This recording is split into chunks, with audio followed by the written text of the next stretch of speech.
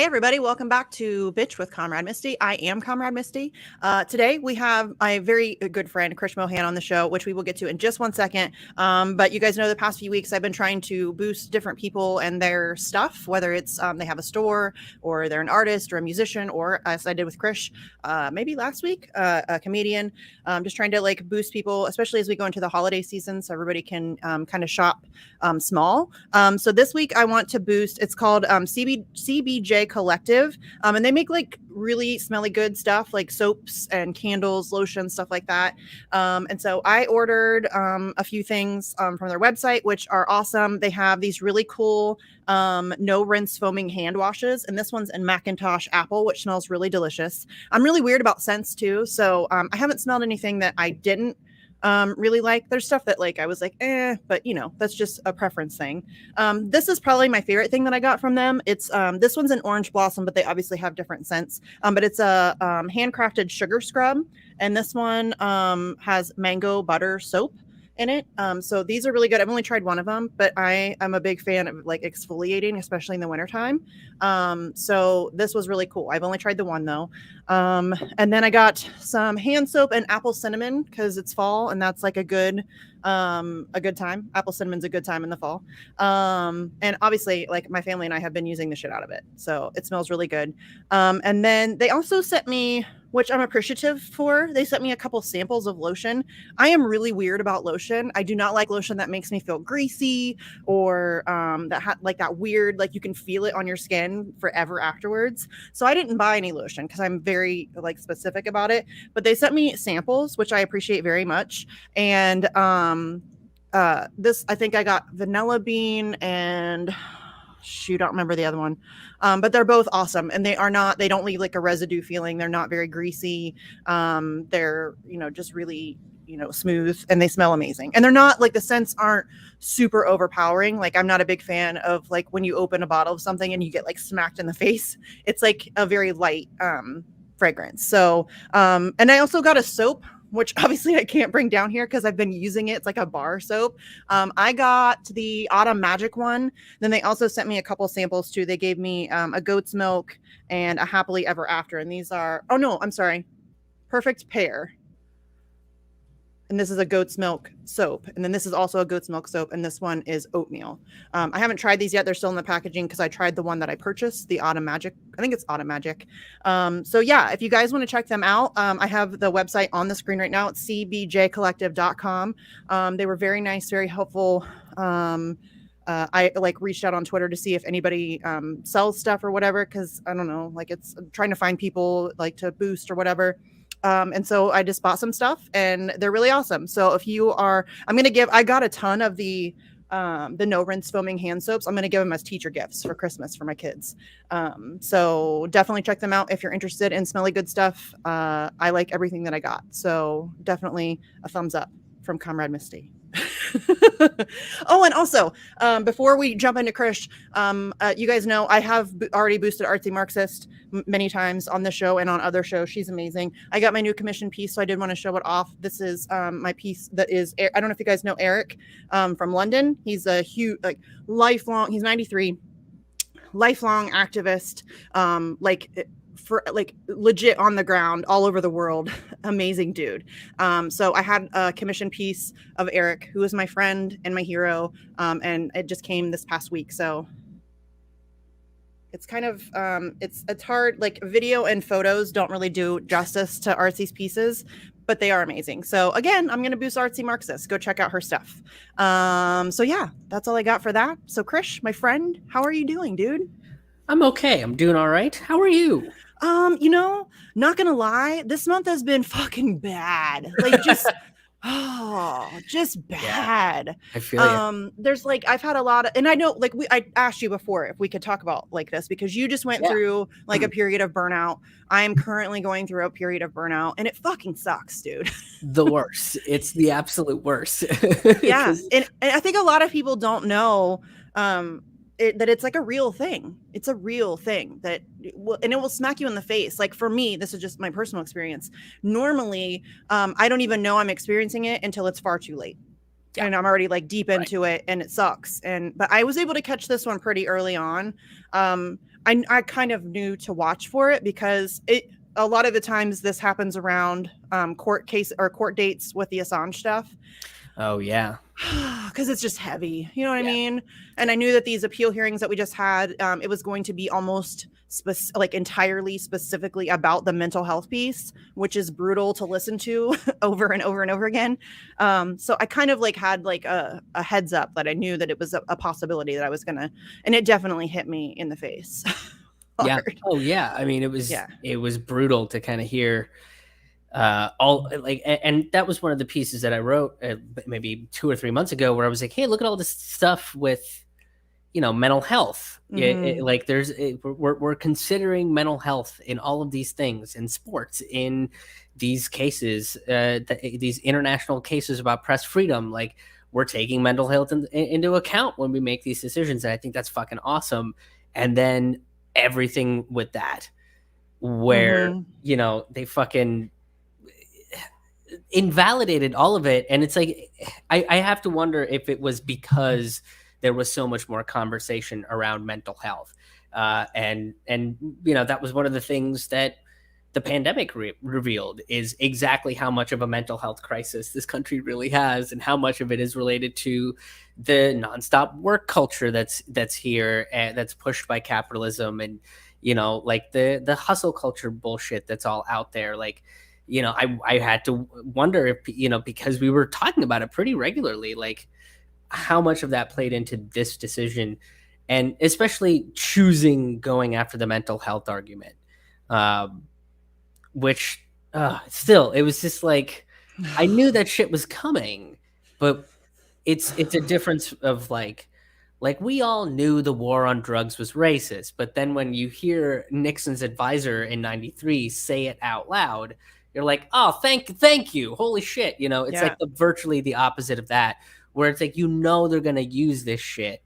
But then you're like, when it happens, just fucking really, man, like I thought we were Yes. kind of better than this. I guess we're not. Like, No, not when it's the U.S. Government against Julian Assange. They will literally, I mean, they were literally saying that this dude, because he's autistic, can't have kids. Like, he has kids. There's no way he can be really autistic. You well, can't have kids if you're autistic. Are you fucking kidding me? You're gross. yeah, Like, which that's is gross. also, how is the mental health community, where these mental health advocates not screaming and like, coming into the Julian Assange Yes. side of things? Like, Yeah. how are you not learning more about this Where's issue the just from autism community? Yeah. Where's the autism? This dude is in a supermax. And not only is he in a supermax, he's like experiencing atrocious conditions. He's being treated incredibly poorly. He's not like, he went all winter last year with no warm clothes and will likely do that again. I would be willing to bet that he's going to have to experience something like that again. The UN Special Rapporteur on Torture said that he's been a victim of psychological torture for over a decade. And nobody from the mental health community or from the autism community is speaking out against that.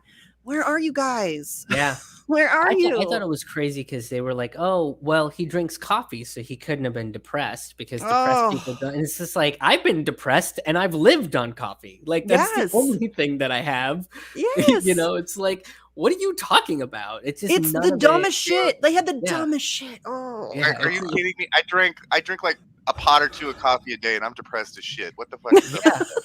Because I don't drink coffee. I drink sugar-free Red Bull. But I'm depressed as shit, and I drink the hell out of some sugar-free Red Bull. Does that mean? Oh my god! If I'm a malingerer, super depressed, like it's anything to get me out of bed. Yeah. So, like, the physical act of making coffee gets you out of bed. And then it's like, I'm not going to drink my coffee in bed. So, like, it forces you to, like, sit down at a different place and do stuff. Like, what are you talking about? He drinks coffee so he's not depressed. I was waiting for them to say, well, if he's suicidal, how come he hasn't done it? They found a razor blade in his cell, y'all. They found a razor blade in his cell. The argument that he has kids so he won't commit suicide is ridiculous. Yeah. I literally know like three of my friends who had a parent who fucking blew their head off. One of my friends from high school, her dad committed suicide. Yeah, I can name at least 3 right now. I know I had a friend who I played softball with who her dad killed her mom and then himself. It was a murder suicide. Yeah, that's a ridiculous notion. You know how many parents kill themselves every day? A lot. It's so absurd, but this is what they do. They don't have anything else. They don't have anything else. So this is what they have to resort to, is these just unbelievably absurd arguments about the fact that he can't be, he's a malingerer, he's faking it. No, he's been in a supermax for 2.5 years. You would have to be like a psychopath to endure that and not be seriously depressed. A real special kind of sociopath. You'd have to be the key witness that the CIA or the FBI had. You'd have to be Siggy Thordarson, who lied his face off in exchange for immunity from the FBI and then went on a crime spree. Thanks, FBI. Also a diagnosed sociopath and a pedophile. Yeah. Convicted pedophile. Convicted pedophile. That's who they gave immunity to. What about the children? But what about Won't somebody think of the children, Sleepy Josh? Oh, God damn it. This case is such a fucking mess, dude.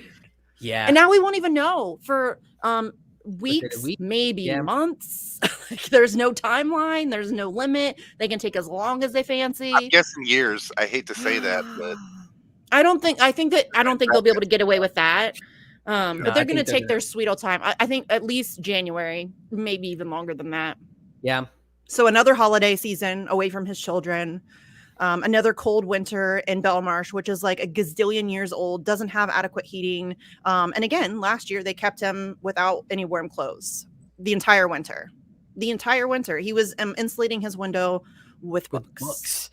Yeah, that's so crazy. And I told somebody that, and they were like, "Well, at least they let him have books." Like, what the fuck is wrong with you? But that's the way the system operates, right? Yeah. Is that's the justification, and that person might not fully know the story, and they don't want to really pick a side, but they don't want to offend you either. So they'll just kind of make this innocuous statement that's like, "Well, I'm playing both sides." Mm-hmm. Isn't it nice that they gave him books? They can't be that bad. They gave him books. Like, and it's like, they gave him books to keep warm. That's not what books are for. No. Probably glue pages closed too, because they're dicks. Yeah. Like, I mean, they gave him a computer with the keys glued down. The fuck is that? Like, what are you? That's the most ridiculous thing I've ever heard. Oh, God damn it! Pranking him. Like, let's prank the guy in a supermax. Like, yeah, it'll be fun, guys.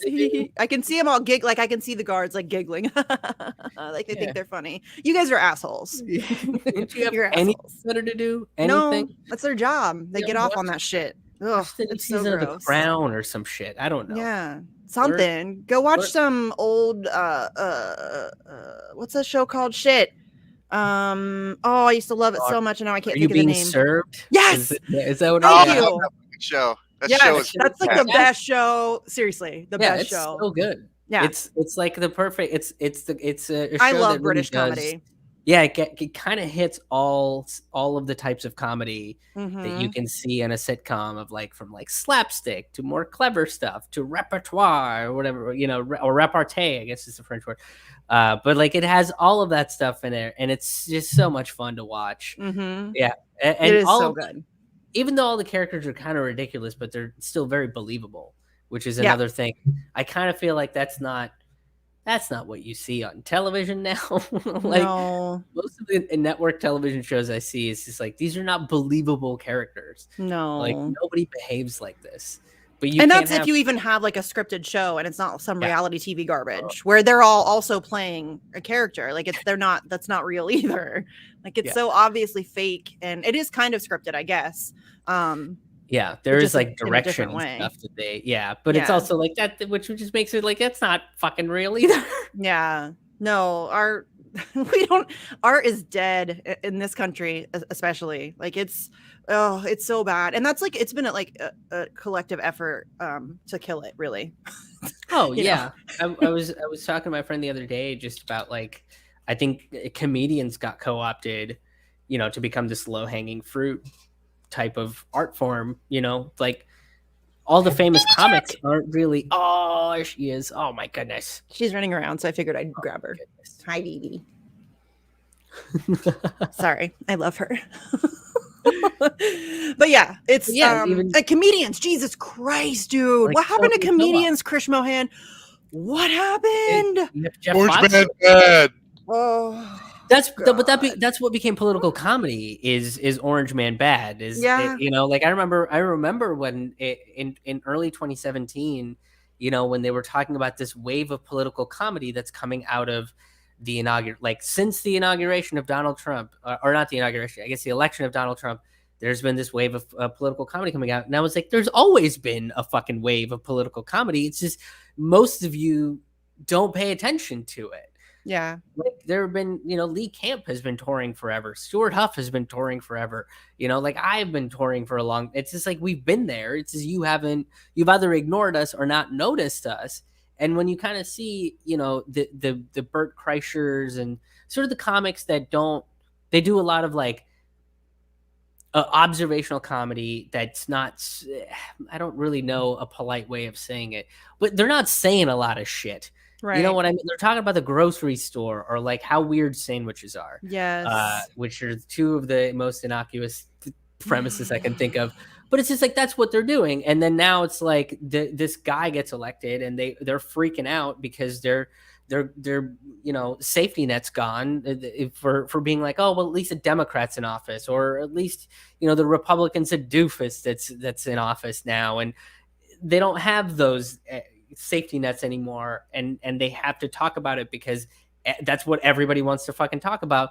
So they just call them shit like Cheeto and Chief and shit like that. And it's like that's not. And everybody goes, oh, look at them doing political comedy. And it's like, no, they're doing basic presidential roast jokes. Like my 11-year-old is funnier than that shit. You know what I mean? Yeah, like it's not humorous at all. Like Trump is such an easy target. It's mindless, really. I mean, it's mindless. And you're right, though. I think, and it's not only that, like, their safety nets were taken away, but there was this mass hysteria, like this weird, I don't know what it was. I mean, obviously, a lot of propaganda went into convincing everybody that Trump was like this special kind of evil, when very clearly he was not. He was a very ordinary kind of evil. Yeah.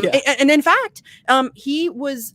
There were some bright spots to his brand of evil because he was so stupid. He didn't have any talent for subtlety. He didn't know when to keep his mouth shut. So he would say things like, "We're going to go steal their oil." Yes, we are. Thank you for telling the truth about that. Yes, that's exactly what we're doing. And so, I mean, there were times that he would just speak the truth about stuff he wasn't supposed to. And I mean, like Obama could lie to your face and be smooth as shit. And he could convince you of anything and say nothing while using lots of words. And Trump just did not have that gift at all. But you have to give him credit. He was much more in the public. Like Joe Biden doesn't do press conferences. He doesn't ask questions or answer questions. He doesn't because his numbers will go down. He's has dementia. Yeah, he's falling asleep at COP26. Like, what are you doing, man? Like, your job is. Hold on. Can we talk about the fact that these motherfuckers all took like private jets and like caravans of SUVs to? But Ed Begley Jr. is a problem though because he has a car. Yeah, Ed Begley Jr. has a car, so he can't be a climate activist. He's an asshole. How dare you? How could you? It's like you all took private jets. Jeff Bezos showed up in like a giant jet, and they're all like in not just like an SUV, like they're in a caravan of like 12 to 20 gas guzzling SUVs. Because it's about prestige. It's not about climate change. It's about looking important. And that's how society has fucking and pretending to care about problems that the people care about. Yeah, like, you don't care. If you cared, I don't know, you would have chugged a Red Bull before you got into the fucking room, Joe. You know, get a cup of coffee. I'm sure it's free. I mean, I'm sure they dose him up with shit all the time. So I'm sure they got something back there that could keep him awake. I mean, yeah, put an adrenaline shot in him. I don't know. Make him look like, at least if you're gonna pretend to care, then at least do a decent job of pretending to give a shit. Yeah, like don't fall asleep in the middle of a speech and then go up there and be like, oh, all those speeches, sure, they were something, huh? You're like, No. Like, what are you doing, dude? God damn it. It's comical, but it's also incredibly depressing because so sad. people fall for this shit. Like Joe Biden, I tweeted about it because he put, I don't even remember what he was tweeting about, but like it's like one of his regular ass tweets where he's like pretending to give a shit or he's pretending to fight for something. And I'm like, y'all, if you ever feel stupid, just remember that there are people out there who buy this. There are people who genuinely think that Joe Biden is a good and decent man and that he's a good and decent president and he's doing a great job leading the country, or that he's leading the country at all. Joe Biden's not leading shit, you guys. Joe Biden's not making any decisions. You know what I'm saying? Dude is not making any decisions at all. It's like Bush, but a Democrat. Yeah, worse than Bush. Come on. I mean, no, well, I'm not saying like bad, yes, but I'm not saying like his presidency because he hasn't, started a massive illegal war or anything like that yet. But he's continuing one. Yes, so. but he is a good bit dumber and less together than Bush, and that's saying something. Too, I think he's far more arrogant than. Oh yeah, I think he's a lot more arrogant than Trump, too. Yes, if I'm being honest. Yes, so. Fred just said one report said Jab Crow Joe's caravan was 85 vehicles. 85 vehicles. What the fuck do you need 85 vehicles for? Holy shit! Who hates Gordon Dimmick? You guys. Gordon Dimmick's my dude. Let's not even start. I'll fight you. Yeah, me too. I'll fight you. Whoever Drew hates. I don't know who Drew is. Hamza, who's Drew? Because we'll Carey? fight. I don't know. I love Gordon Dimmick, and I will fight Gordon's you. Great. Gordon is great. Fantastic. Yeah, he's awesome. He is. He is legitimately. He went through. We were talking about burnout. He went through burnout. What was that? Like a year ago, Sleepy? Maybe ish. Oh yeah, for sure. But he went through like a big burnout, and his was like you could tell, you could see it coming if you're like a fan of his and you watch his stuff, you could feel it coming. I think mine are a little bit more subtle. Like mine, I think, like for example, a big thing that I do, I don't know if this is just my experience, but like I always have trouble with words, especially names. I always like, I will very often flip flop Susan Rice and Condoleezza Rice. You know what I mean? Like in my brain. But like I'll lose words entirely. Like we were on the A4A live stream and I couldn't remember the word script. I sat there like, yeah. I felt like you could see mine coming too, because I could kind of see yours coming through your tweets. Yeah, well, I was talking about once I talked about it, but I was just like, I mean, I was doing the live streams and I was like putting out content, but I didn't feel like they were very good towards like early, like I think the first week of August is when I was like, oh man, I think something's wrong, like, yeah. And then I kind of just realized like, I think I'm tapping out. And part of it was because I just felt like it's that hustle culture stuff of like, I have to keep putting shit out there. So eventually it stops becoming about talking about things that I genuinely want to talk about and care about and want to like make funny and educate people and do all these things. It just kind of became, I gotta put shit out there. Yeah, like it became something that I just have to do in order to feel like I'm being relevant. And I think I did like the last stream, whichever one it was, I just felt like, man, I didn't even I just kind of said stuff. Yeah. To, like fill time. Like I didn't really feel like I said anything that mattered or like that made sense or anything. I mean, I think they made sense. I think the thoughts were articulated, but it was just like, but this is repetitive. I'm just at this point, I'm just saying it to say it, and it doesn't matter.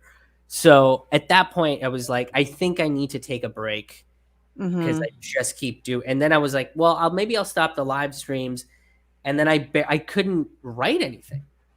Like every time I'd read something, I would just be like, well, what's the fucking point? It doesn't matter. Like it's, oh my God, I have those days. What is the fucking point? It doesn't matter. Like nothing you're doing matters. It really, it's brutal. Those days are brutal. But that was kind of the big thing, is just like, I just felt like I was churning stuff out without really giving a shit. And I had to take a step back and really think about that sort of stuff. And then I was like, okay, well, I'll take a month off. I was going to go see my sister, and once I came home, I was going to I was just going to start packing and getting ready to move and do this other stuff. Like, so I was like, okay, I'll kind of put that on the foreground, because that's, I mean, moving is just, no matter what, is a stressful endeavor. And then you have to get settled and, you know, learn the lay of the land and get used to, and it's a whole big thing. Unfortunately, I moved in with a very dear friend of mine, so the process wasn't difficult. It's just, it is exhausting. Yeah. But I just, you know, so it just, I just got tapped out of just putting shit out. And I think I eventually realized, like, nobody's putting a deadline on me to do any of this stuff. And as much as I enjoyed doing the live streams, and I do enjoy doing the podcast and putting out videos and talking about this stuff and the virtual shows and everything, I think I need to, like, be reasonable with myself. And, you know, I also, like, I am a person that likes routine, but when it gets a little too much, and I think I was getting into, like, a very fixed routine, which also probably didn't help me get burnt out, because then I'm just doing the same shit every week. So kind of having a couple things that I want to do every week or every month, a few things like that, and then everything else is just varying.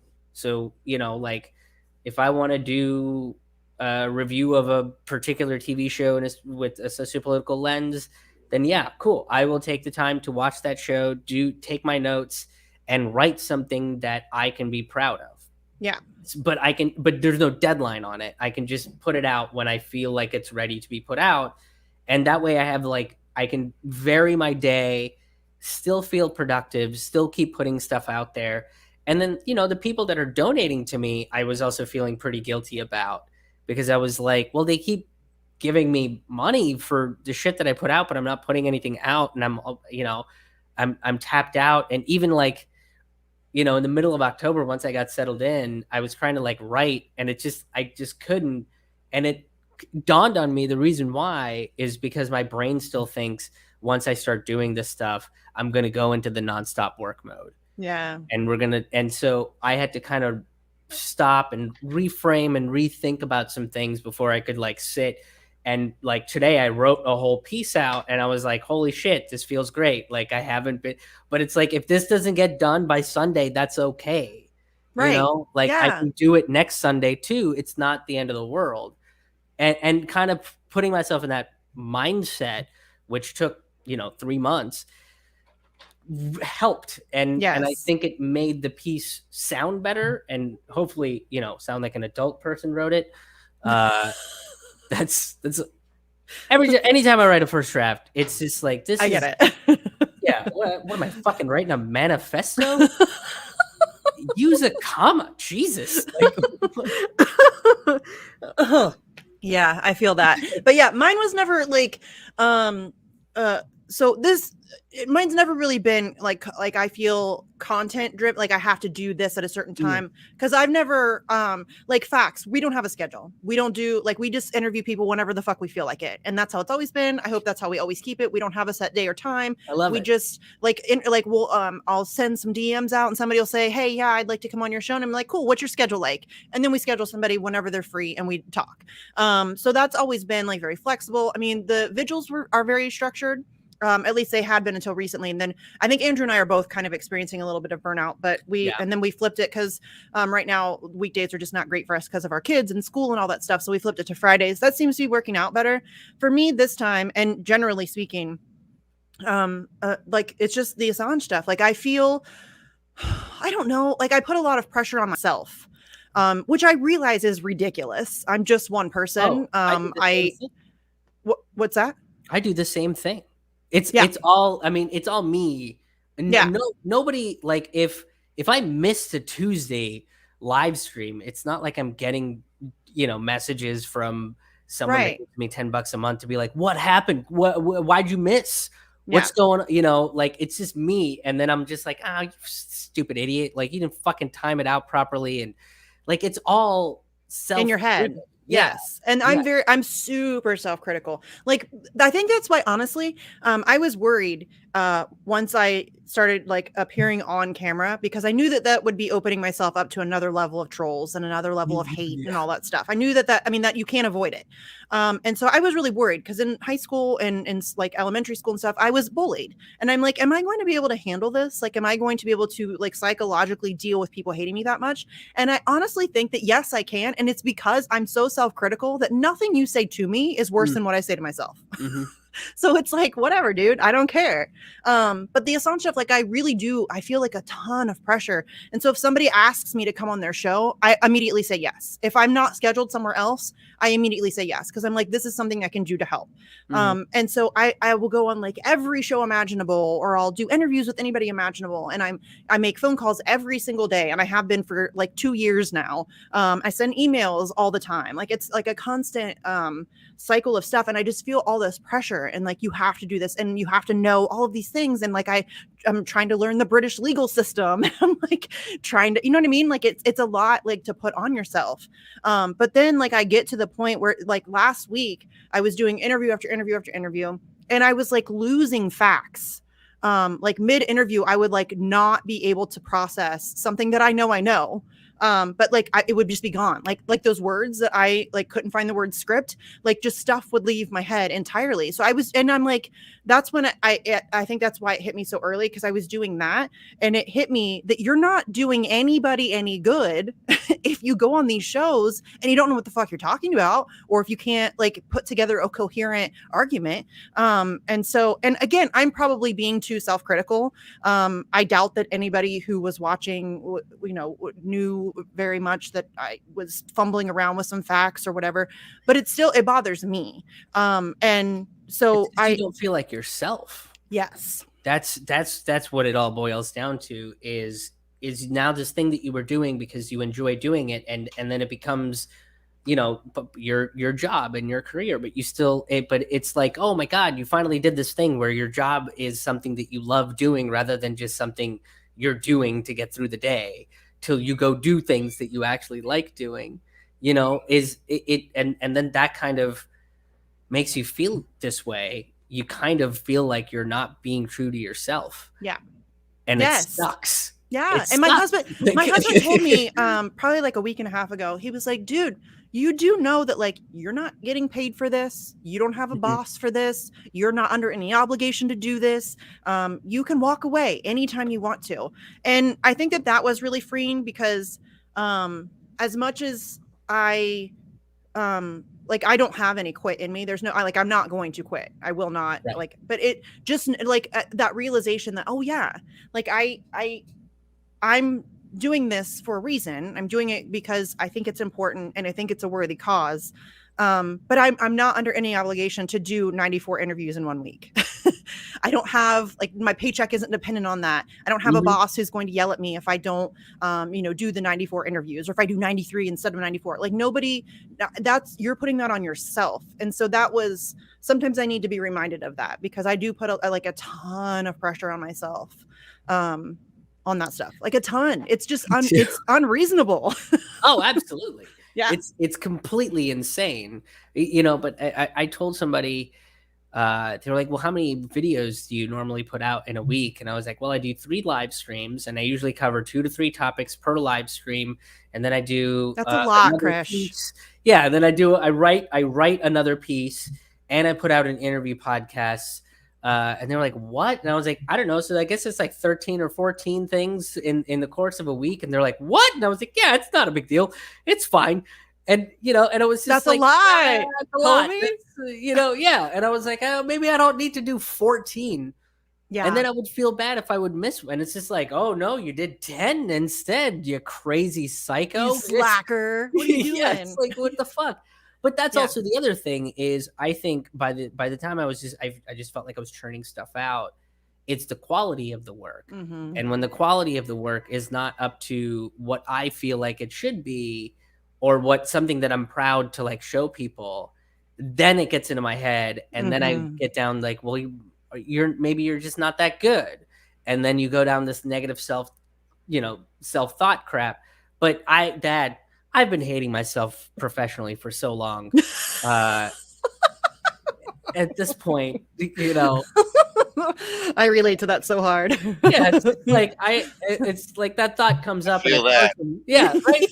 Like the first time that thought comes in your head, you're just like, oh man, and then it's just like, oh wait a minute, I know this fucking voice. Yeah. Get out of here, you fucking piece of shit. Like you just you kind of like learn how to be like, yeah, shush. Go away. That's like when I say it all the time. I don't know why anybody cares what I think. I don't know why anybody cares what I think. I don't know. I'm just like some chick in Ohio. Don't know why anybody cares what I think. Yeah. I will regularly I will tell people all the time, if you want to talk about Assange on your show, I will find you somebody cooler than me. Like I don't know why anybody cares, why like would want to talk to me about. My cat is driving me nuts. Jack, stop. She's going nuts. Milo's been coming up to the door and meowing. Milo's locked out, so Milo is pissed. He's like, yo, what the fuck, man? I'll go. Jack is just annoyed because I'm sitting here not paying attention to her, and she's used to me like playing with her, and she's a very needy little kitty. But that's really my fault. I've trained her to be that way. You know what I'm saying? Hamza said, I hope I'm saying that right, Hamza. Said Drew McFadden. I don't know who Drew McFadden is. Do you guys know who Drew McFadden is? I don't know who that is, but he thinks Gordon is a careerist. Fuck out of here. That's Gordon's goddamn broke to be a careerist, dude.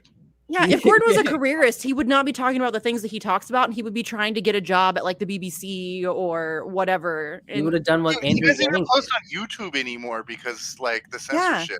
Yeah, he's a careerist motherfucker. Yeah, he's a careerist. He totally avoids, out of principle, the platform that we're speaking on right now, out of principle. But yeah, he's a careerist. The biggest YouTube or the biggest video sharing platform. But yeah, he's totally a careerist. Yeah, totally. That guy's a career. Yeah. What an asshole. That's like people that have come after me have been like, oh, well, you're doing it for the clicks and the money. And I get that all the time. My videos, what money, bitches? Yeah. None of my channels are monetized. I'm still, please, somebody, one of my trolls, please. They've been saying for years, literally, Krish, I'm not kidding. They will tweet at me and use TikTok like they're going to expose my grift. Please do. Please do. I'm begging you. Somebody just give me one example of a grift. Just one. I'm asking for just one example of a grift of mine because there isn't one, fuckers. Not one. That's also just a very old intimidation tactic. Yeah, but it's annoying. Oh, no, for sure. But absolutely. It's super fucking annoying. And they repeat it over and over again. So people who don't know me have never like followed me on Twitter or seen my tweets, don't watch my shows. They'll like jump into my mentions and be like, yeah, but you're a grifter. Well, no, I'm not. But you're just regurgitating shit that somebody else said and you don't know anything about me. Like, what are you talking about? You said the magic words, What? You said the hashtag free Assange. Oh, yeah. You know about it. And they're like, oh, well, only grifters. And it's like, no.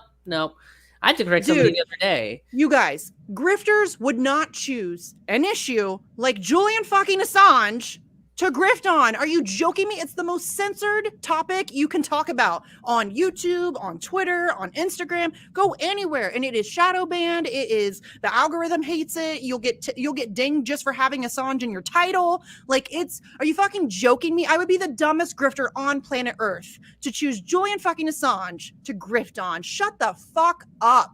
God, I'm so tired of these people. How would you? I don't even know how you'd get paid. Like what WikiLeaks would pay you? They can't. They got their money embezzled. They're trying to save Julian Assange's life. They don't have any fucking money. Courage Foundation has no money. Assange Defense has no fucking money. And not only that, I'm not taking any of their money. Please find proof of that. Find like one penny I've taken from any of those groups or any group. Period. Like I have I've been very transparent about everything that I have ever accepted. I have a Patreon. I created it because one dude, my friend Todd, asked me to create it because he wanted to support my work. So I created it. He's the only person I gave the link to. He is still, to this day, I've had it for, I don't know, like a year, my only patron. None of my channels have ever been monetized. A4A has never been monetized. The only time we crowdfund is for actions when we have to like pay for Airbnbs and supplies and travel and all of that stuff. There is no fucking grift, you guys. Like the billboard thing, I put all of the invoices on Twitter and on the GoFundMe. Everybody got to see where every penny went. There's no grift. In fact, I'm thousands of dollars out of pocket, like thousands. A lot of money. It's a lot of money. I'm going to join Rockfin fams. I know I'm so lazy.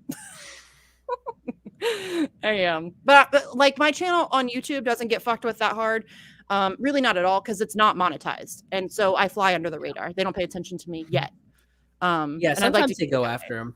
So I mean, they went after me, which to me, I'm just like, yeah, but I'm a nobody. way. Yeah. Like nobody knows me on YouTube. You Yeah. know, like Me neither, dude. Like, what? I have Like, a why are tiny you platform. coming after me? You know, and it's just every time my channel does anything that like. I think I did a Tulsi video that got over 100 views, and then the next like 4 videos got none. Yeah. And I was just like, that's crazy. Oh, I know I'm Nobody fucked with is fucking algorithmically. I know that that's for sure. Like, for sure, and I'm sure that they mess with my subscriber counts and all that stuff. But I like, as far as like coming after me and like taking down my videos or whatever, they can't demonetize me because I'm not monetized. And again, that's why that was like a conscious decision. A, because it's not why I do this. B, because I want to fly under the radar. I want for them to not pay attention to me so that I can say whatever the fuck I want. And I got really mad at myself last week because I was self-censoring. Like, we were talking about COVID or something, or the vaccine, and I was like parsing my words, and I got pissed. I'm like, it pisses me off. It makes me really angry. I shouldn't have to self-censor. It makes me really angry. It really does make me. I should be able to say vaccine. I should be able to say COVID. I should be able to say pandemic. I should be able to say whatever the fuck I want to say. Literally, whatever the fuck I want to say, I should be able to say it without a problem. There's a level of self-censorship, I think, on a lot of people's, and it goes into the titles. Like, they won't, like, certain words can't be put into the titles. Yeah. And at first, people were getting away with it because I remember, I think Franco was doing the thing with like spelling things with like weird, like an asterisk, like instead symbols and stuff. Yeah. I remember Lee was doing spaces. Like, he talked about Saudi Arabia, and he put space. Like, I remember that. Spaced that word out. But yeah, it's just like I just want to tell you like what this thing is, and without being coy and misdirecty about it. And like, we should be allowed to. Yeah, it shouldn't be like, I shouldn't have to think so hard to be like, well, if I title it this way, like, no, it should just be like, if I'm going to make a video about Julian Assange, that's going to be in the title, and that's.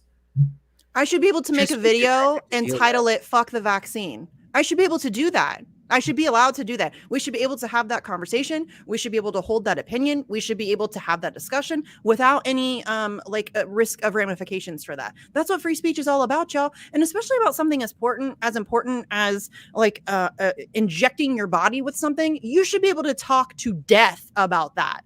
And educate yourself to death about that. Like, you should be able to have all of the information available to you. And the fact that they try so desperately to hide things and to, maintain control of the narrative is what makes people even more skeptical. It's what makes people doubt the shit even more. The execution of it has definitely led to that, for sure. Absolutely. Every turn, like my sister's she's a biochemist, and like every time something happens, like we'll get on the phone, and it's just like, why would they fucking do this? And this, that, and the third. And it's just like, yeah, man, this sucks. Like, this really fucking sucks. And I just, even if we disagree on it, as long as we can have a fucking conversation about it, yes. I'm fine with that. Yes. That's really all it is. But it's just, you can't do, like, that's something on a lot of different platforms. Like, if you put something about that, even if it's pro, yes, right? Like I share the same opinion that Dr. Richard Wolff has. That person has articulated exactly where I stand on those things. But even if I say what he said, which is like, he is for the vaccine, but he's against the mandates. Nope. That's a reasonable position. That's not the position. It's not the position I currently hold. I am not against the vaccines, but I'm still incredibly skeptical and don't feel in any rush whatsoever to get vaccinated. But I think it's a totally reasonable, like, those are the people I enjoy very much. Like, I got into it, not really, I didn't get into it because I just ignored the person, because this is an attention seeking person and does this all the time on Twitter. But it was like attacking me for being anti-vax, and that's fucking bullshit. I'm not anti-vax. That's okay. Like, the point of critical thinking is to say, and they changed the definition of anti-vaxxer. That's not me making that shit up. They literally changed the definition. They changed the definition of vaccine. Yes. Like, I'm sorry, that makes me hella suspicious. That makes me suspicious. How can you be a communist and against mandatory vaccine? First of all, I'm not a communist. Second of all, mandatory vaccines are bullshit. That's bullshit. You don't get to tell people. And what the fuck does communism have to do with mandatory vaccines? Like, you don't get to tell me what I inject into my body, period, end of story. Dude, I've got health problems that, like... I have, yes. I've not spoken about that aspect of it, but yes. Dude, I get blood clots and shit, and that's giving... This shit is giving some people blood clots. Okay. That's too much of a risk, I've not spoken about this publicly because it's nobody's fucking business, but we'll put it out there. My father had a heart issue. I can't remember what the fuck it's called now because, burnout. Yeah. But I have I have a legitimate risk of suffering the same issues that he did. If I am put under anesthesia, they have to be incredibly cautious and careful, all of those things. And so, yeah, I don't really feel like injecting myself with something that causes heart problems. Right. And I don't think anybody would be like, oh, well, Misty, that's ridiculous. No, it's because of that's a reasonable position. Yes, and my doctor agrees with me. Right. My fucking personal physician agrees with me. So just fuck out of here, dude. Can you go to the construction site without a helmet? Dude, Leonard, fuck on the way out of here, dude. That's apples to oranges. That's ridiculous. That is ridiculous. I'm so tired of people making these false comparisons. But can you run a stoplight? It's not the fucking same thing. Douche canoes. Those are just Hey, if this shit was tested for like years, like vaccines are supposed to be, I wouldn't be as sketchy. But like, I've had all my vaccines. My kids are vaccinated, and I have a child with autism. I literally spent years on the front line of the anti-vax debate, arguing against being anti-vax. I'm not for mandates. I've never been for mandates. I've never been for mandatory vaccinations. Period. Because I believe in personal freedom. And injecting yourself with something. Here's the thing: you convince people by showing them like facts. And not being shady as fuck and not hiding information from them, not hiding statistics from them, not changing the definitions of words to fit your agenda. That's how you convince people. You convince people. You don't force it. You just don't. It's making an argument.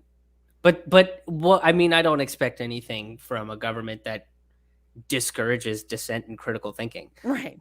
Which again goes against, if you're going to be a patriot, then it goes against what the founding fathers said. So that there's that argument to it too. But I mean, that's one of the reasons that I would be against a mandate, is because if somebody does have an underlying health condition that they can't get this vaccine because they're too much at risk from the side effects, okay, are you going to fire that person? Because I'm pretty sure that's a HIPAA violation. So it's none of your fucking business. People should be able to know. Right. Just know that should be. We want you to get vaccinated. No. Okay. That's it. End of story. We don't need to know why. It's not our business. You said no. Okay.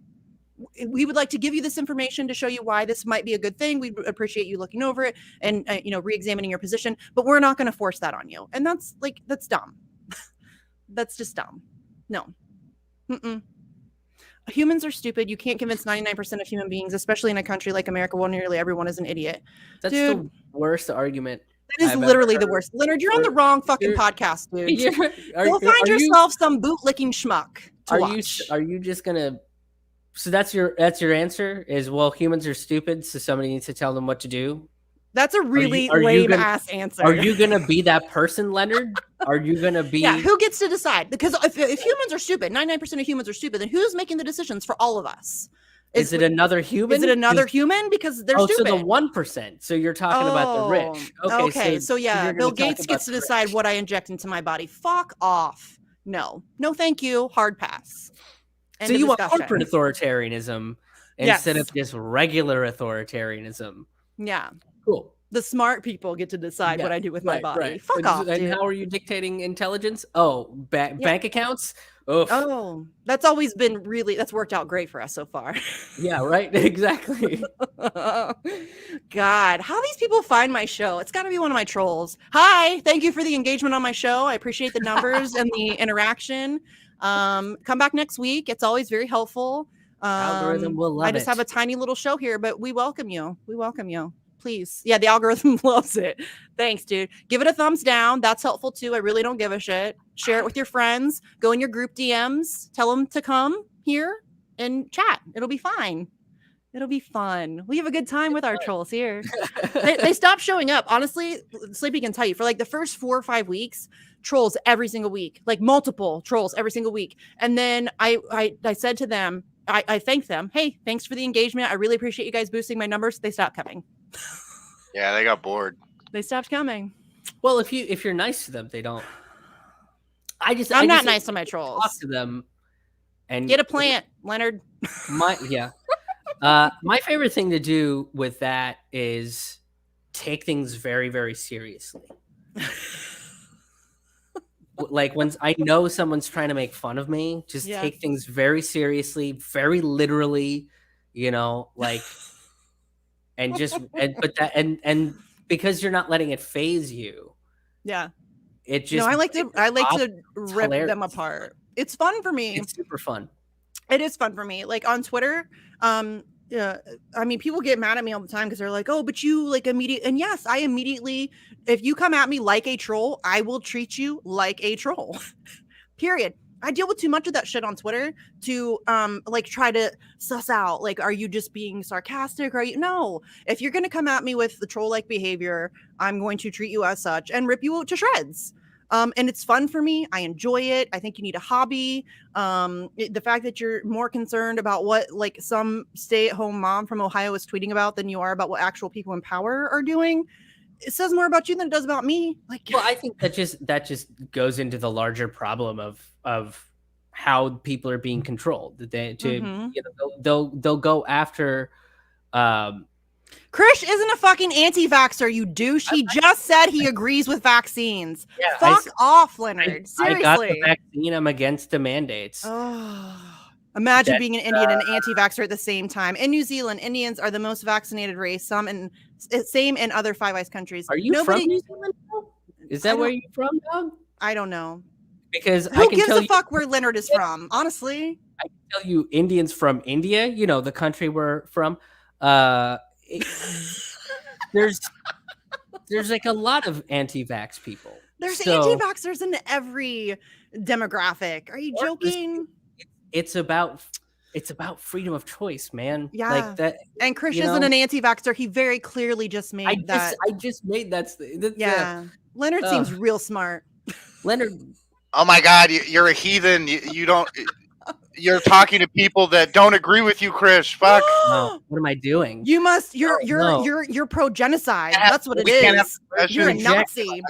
Time for the gulag. We're fucked. Yeah. I had that on Twitter the other day. Again, somebody trying to say that I'm that I'm a Holocaust denier because I once had a conversation with Ryan Dawson. You guys are infants. Having a conversation with somebody does not then superimpose their beliefs onto me. That's not how that works. Right. If somebody else denies the Holocaust and I talk to them, that doesn't then mean that I deny the Holocaust. Just so we're clear. Like I don't know why I have to explain that to grown-ups, but here we are. How else are you going to know what these people think? I don't know. That's all. I want to know what you think and how you think. Yeah. So, and that's not. I'm not even doing it. Like my ex-wife used to say, "Well, you got to learn what the enemy. It's art of war. You got to learn how the enemy thinks." And I was like, I don't even give a shit about winning or losing the argument. I'm just curious about where these ideas come from. Yeah, I'm super interested in it. Yeah, I'm not trying to win or try. That's not the point of what I'm kind of trying to win, because there's always a little part of me that, even though I am just genuinely curious about what other people are thinking and why, I'm always trying to change their opinions. And I think that's just like discourse in general. Like we're always trying to convince each other of something. There's always an exchange of ideas, or we're trying to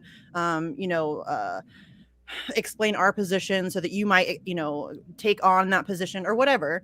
But like yes, I am a Nazi. I've been told that repeatedly. So fucking I have the dumbest trolls. Did you see that political compass Steve posted recently? No, I never see Steve's tweets, dude. Never. Oh, dude, it's fucking glorious. Like in the very corner. I saw that.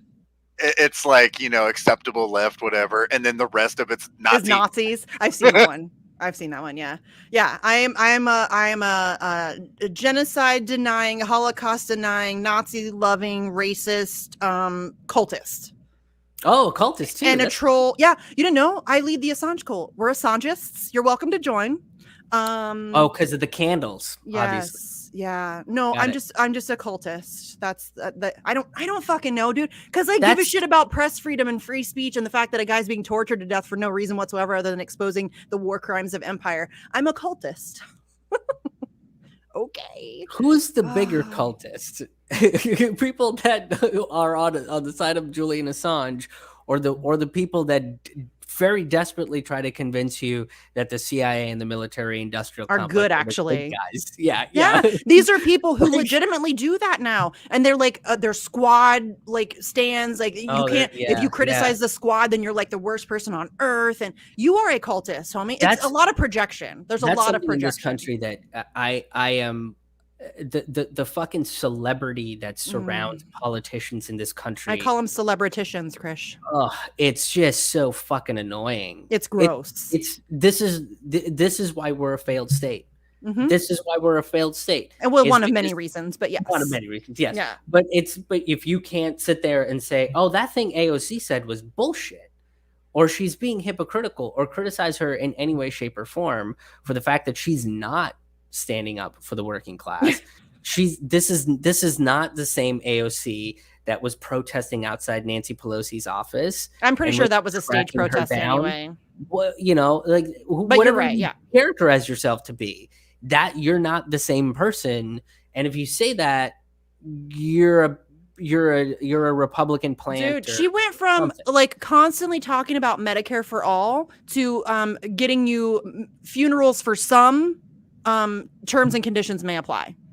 Like that, she's got that thing where you can maybe get $9,000 towards funeral costs if you meet like all. It's like means tested to shit. So she went from Medicare for all to funerals for some, and I'm the asshole for bringing that up. Well, of course. Really? Oh God but damn you it! Were mean though. You were like I'm not nice to politicians. None of them. I hate them all. I mean, still people who are like, oh, you're a what do they call them, tall cells. No, I'm mean to Tulsi too. I'm less mean to Tulsi. Talked shit to Tulsi now. Like yeah, I've always talked shit about Tulsi. I was very nice about Tulsi, and now I'm kind of like, well, I was nicer to her. Yeah. Because she at the very least speaks about hypocritically so, but she speaks about war and ending the wars despite the fact that she's currently serving in the Empire's army. But she speaks about Julian Assange, she speaks about Edward Snowden and whistleblowers and ending the Espionage Act, and she does have some great positions. But then she has some that are just trash. She's very confusing to me. I have no idea what's going on in her head. People were freaking out about was because she was very confusing, and I was like, yeah, I line up with a lot of what she says. There's some stuff that I'm not a fan of, or what have you. And like I looked into the connections between her and the BJP, and it was like her dad was friends with somebody that was in the friends of the BJP, overseas friends of the BJP or something like that. And it was just like this, 4 degrees of Kevin Bacon away from the BJP. So it was just like, all right, maybe this doesn't. But now I'm just like, I was on board with you putting out that like convincing Republicans that what's happening to Julian Assange is a bad thing. And then like a week later, you were like, but trans people in sports is weird. Yeah. And it was like, what the fuck? And she was like, but Title IX, that's something we should all talk about. The trans thing in sports, I still don't know where I stand. Because, okay, female, it's a difficult question. Former athlete, it's a tough, that's a tough one, because I see, like, obviously as a former athlete, there's nothing better as a kid than finding a sport and a team and the camaraderie that comes with that. And so I don't want to exclude anybody from that experience, but there are some legitimate concerns. And I think that it's been made like this third rail issue that you can't have like a reasonable conversation about. Like I had Morgan Archikina on Facts on the Ground, and we talked about it from the trans perspective. And I had questions, and she's always incredibly gracious. And I tell her all the time, listen, in my privilege, I'm very ignorant about trans issues. Like I know, just what I've learned from, just all the, but I can't ever know, like really know. So I do come from a position of ignorance, and I always tell her, I'm never asking a question to be disrespectful or rude. It's just ignorance. And I'm just legitimately trying to educate myself further. And I think she knows that about me. I've DM'd her multiple times. For example, there was, I forget when it was. I think it was when Chelsea Manning was in jail again. But there was a lot of old articles or like old interviews that I really wanted to share, but it referred to her as Bradley Manning. And I'm like, how do I approach that? Like, is it okay to share it? Or is it, because it's like we're dead naming her? And she's like, I think it's fine. She's like, you know, just maybe when you tweet it out, say this article is 7 years old, so it refers to Chelsea Manning as her formerly known name, Bradley Manning, that kind of thing. But you can't even have like a honest conversation about those issues because people on both sides lose their fucking minds. They lose their shit. Yes. Yeah, absolutely. Calm down, you guys. Calm down. My position on it was I don't have an answer. I don't either. Know. I'm not a sports person. I am. So like the concept of like winning at a thing, I'm just like, I don't know. I think honestly, a lot of this comes down to capitalism because I think a great part of the argument is college scholarships, and trying to win college scholarships. People feel like it's an unfair advantage, you know, for certain people to win college scholarships or to win positions on teams. But didn't we do this women or I can do anything, you can do better kind of thing in the 80s? Like, and I get that, but it's not, I mean, if we're being real, that's not always physically, that's just not true. I mean, men are just biologically. That's why it's a complicated issue. It's very complicated. And I'm dumb as fuck about all of the like the science behind it. And that's why I was trying to educate myself. And I'm still trying to educate myself. And I still don't know where I stand. And I think that that's okay. It's okay. I just have questions that I hope that somebody can answer. Yeah. And my whole thing was, look, I don't. It does depend on the store, Hamza. You're right. Our jobs to figure this out. Yeah. Right? Like we're two people. Like we're content creators on YouTube. Like we're not fucking writing the laws, but the people that are writing the laws should be talking to psychologists, should be talking to scientists, and should be doctors, talking to trans people. Should be, yeah, you should be talking. Should be talking to coaches and all of that. Yes, a lot of it boils down to money, and it's like and we know that trans kids in this country are in the lowest income bracket. Usually, are in the lowest income bracket, especially black trans kids. So if it's about money and this is their one opportunity for these kids to get out of this hole that they're in and get an education and better their lives and better their parents' lives and so on and so forth, then why are you putting an additional fucking roadblock in the way? My point is you don't know all the facts and you're immediately making an exclusive piece of legislation when you could take the time to learn and come up with an inclusive piece of legislation. Yes, and just calm down. Like everybody just needs to and I understand that this for trans kids, this is like it's a horribly important a thing. They're already excluded from so many things. They're already stigmatized and alienated. And again, I loved sports growing up. And I would never want anybody to be excluded from that process, from that, experience. Never, nobody ever for any reason. But I think that we just need to have calm conversations and look at the facts and figure out what exactly the problem is. Like again, if it's the capitalistic aspect of it, where it's, we're arguing over college scholarships or whatever that is, then okay, how about free college tuition? And then that completely eliminates that problem. And we don't have to then we can, it doesn't matter, play whatever sport you want. Because then it's not about, quote, unfair advantages. Right. Because that's really, at least from what I've seen, the research that I've done. And again, I am in no way an expert. I have really just started to educate myself on this issue. Please take what we're saying with a grain of salt. Yes. Yeah. Like I am seriously, again, I don't know why anybody cares what I have to say about anything, especially this issue. Cause I really don't, I'm like a baby. I'm an infant when it comes to my knowledge on this stuff. But I am making a concerted effort to try to educate myself further. Cause it is important to me. It is important. Like, again, I don't want kids to be left out. Especially trans kids who are already dealing with that kind of isolation. They need to be included on teams. They need to be, accepted by their peers and to have that experience. Like I'm all on board for that. But when it comes to like the college school, I get that. Like I get that there's some concerns about, potential. And I don't really know the science. Is there really like a legitimate scientific unfair advantage?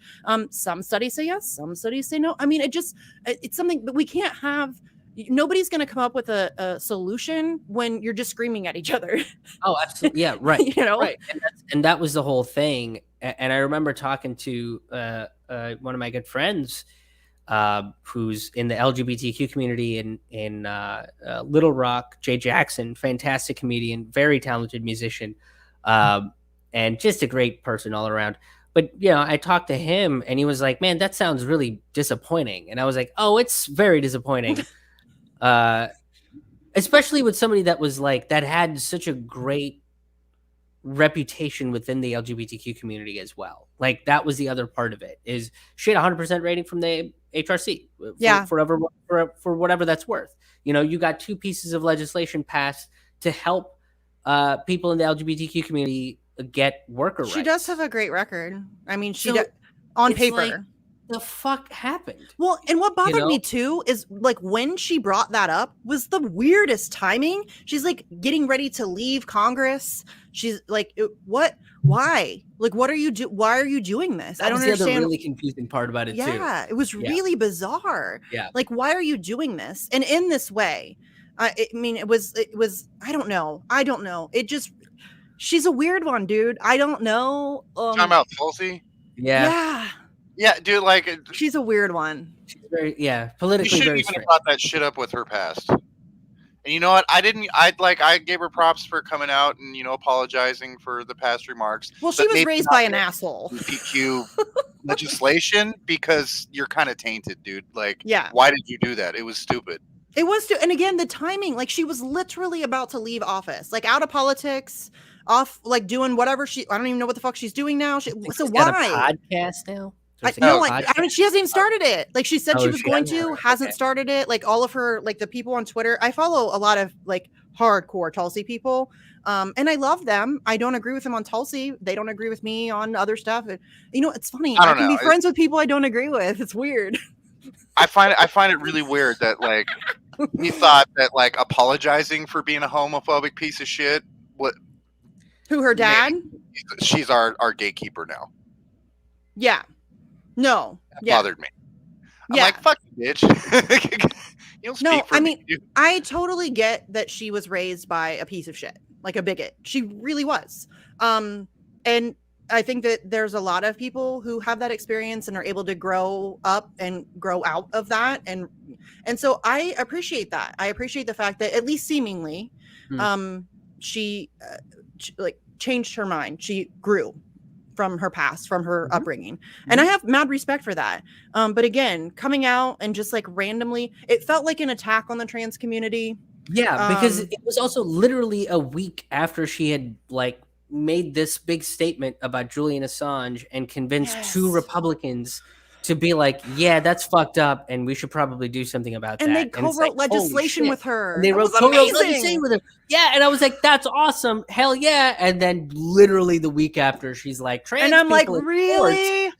What the fuck? It was just so weird. Yeah, honestly, selfishly, that pissed me off too, because then I felt like I couldn't hype her legislation because and then it overshadowed trash. Yes. Yeah, it totally overshadowed it. And people seem to think that if you like, I get this all the time. Like, she spoke for Julian Assange again recently. So I tweeted, hey, thanks Tulsi for speaking. And then everybody comes into my mentions like, oh, you love Tulsi. Like, no, I can appreciate her position on this issue and then have this, grown-ups. If Bernie said that though, I would be like, holy shit, thank you for doing that. That's huge. And I would still disagree with him on a lot of things. I would still disagree with him on a ton of shit. I would still call him a piece of shit for calling Joe Biden his good friend and for insane disappointment. Just a massive fucking disappointment. Yeah. But if he came out for Julian Assange, are you fucking kidding me? Like, I would throw a party.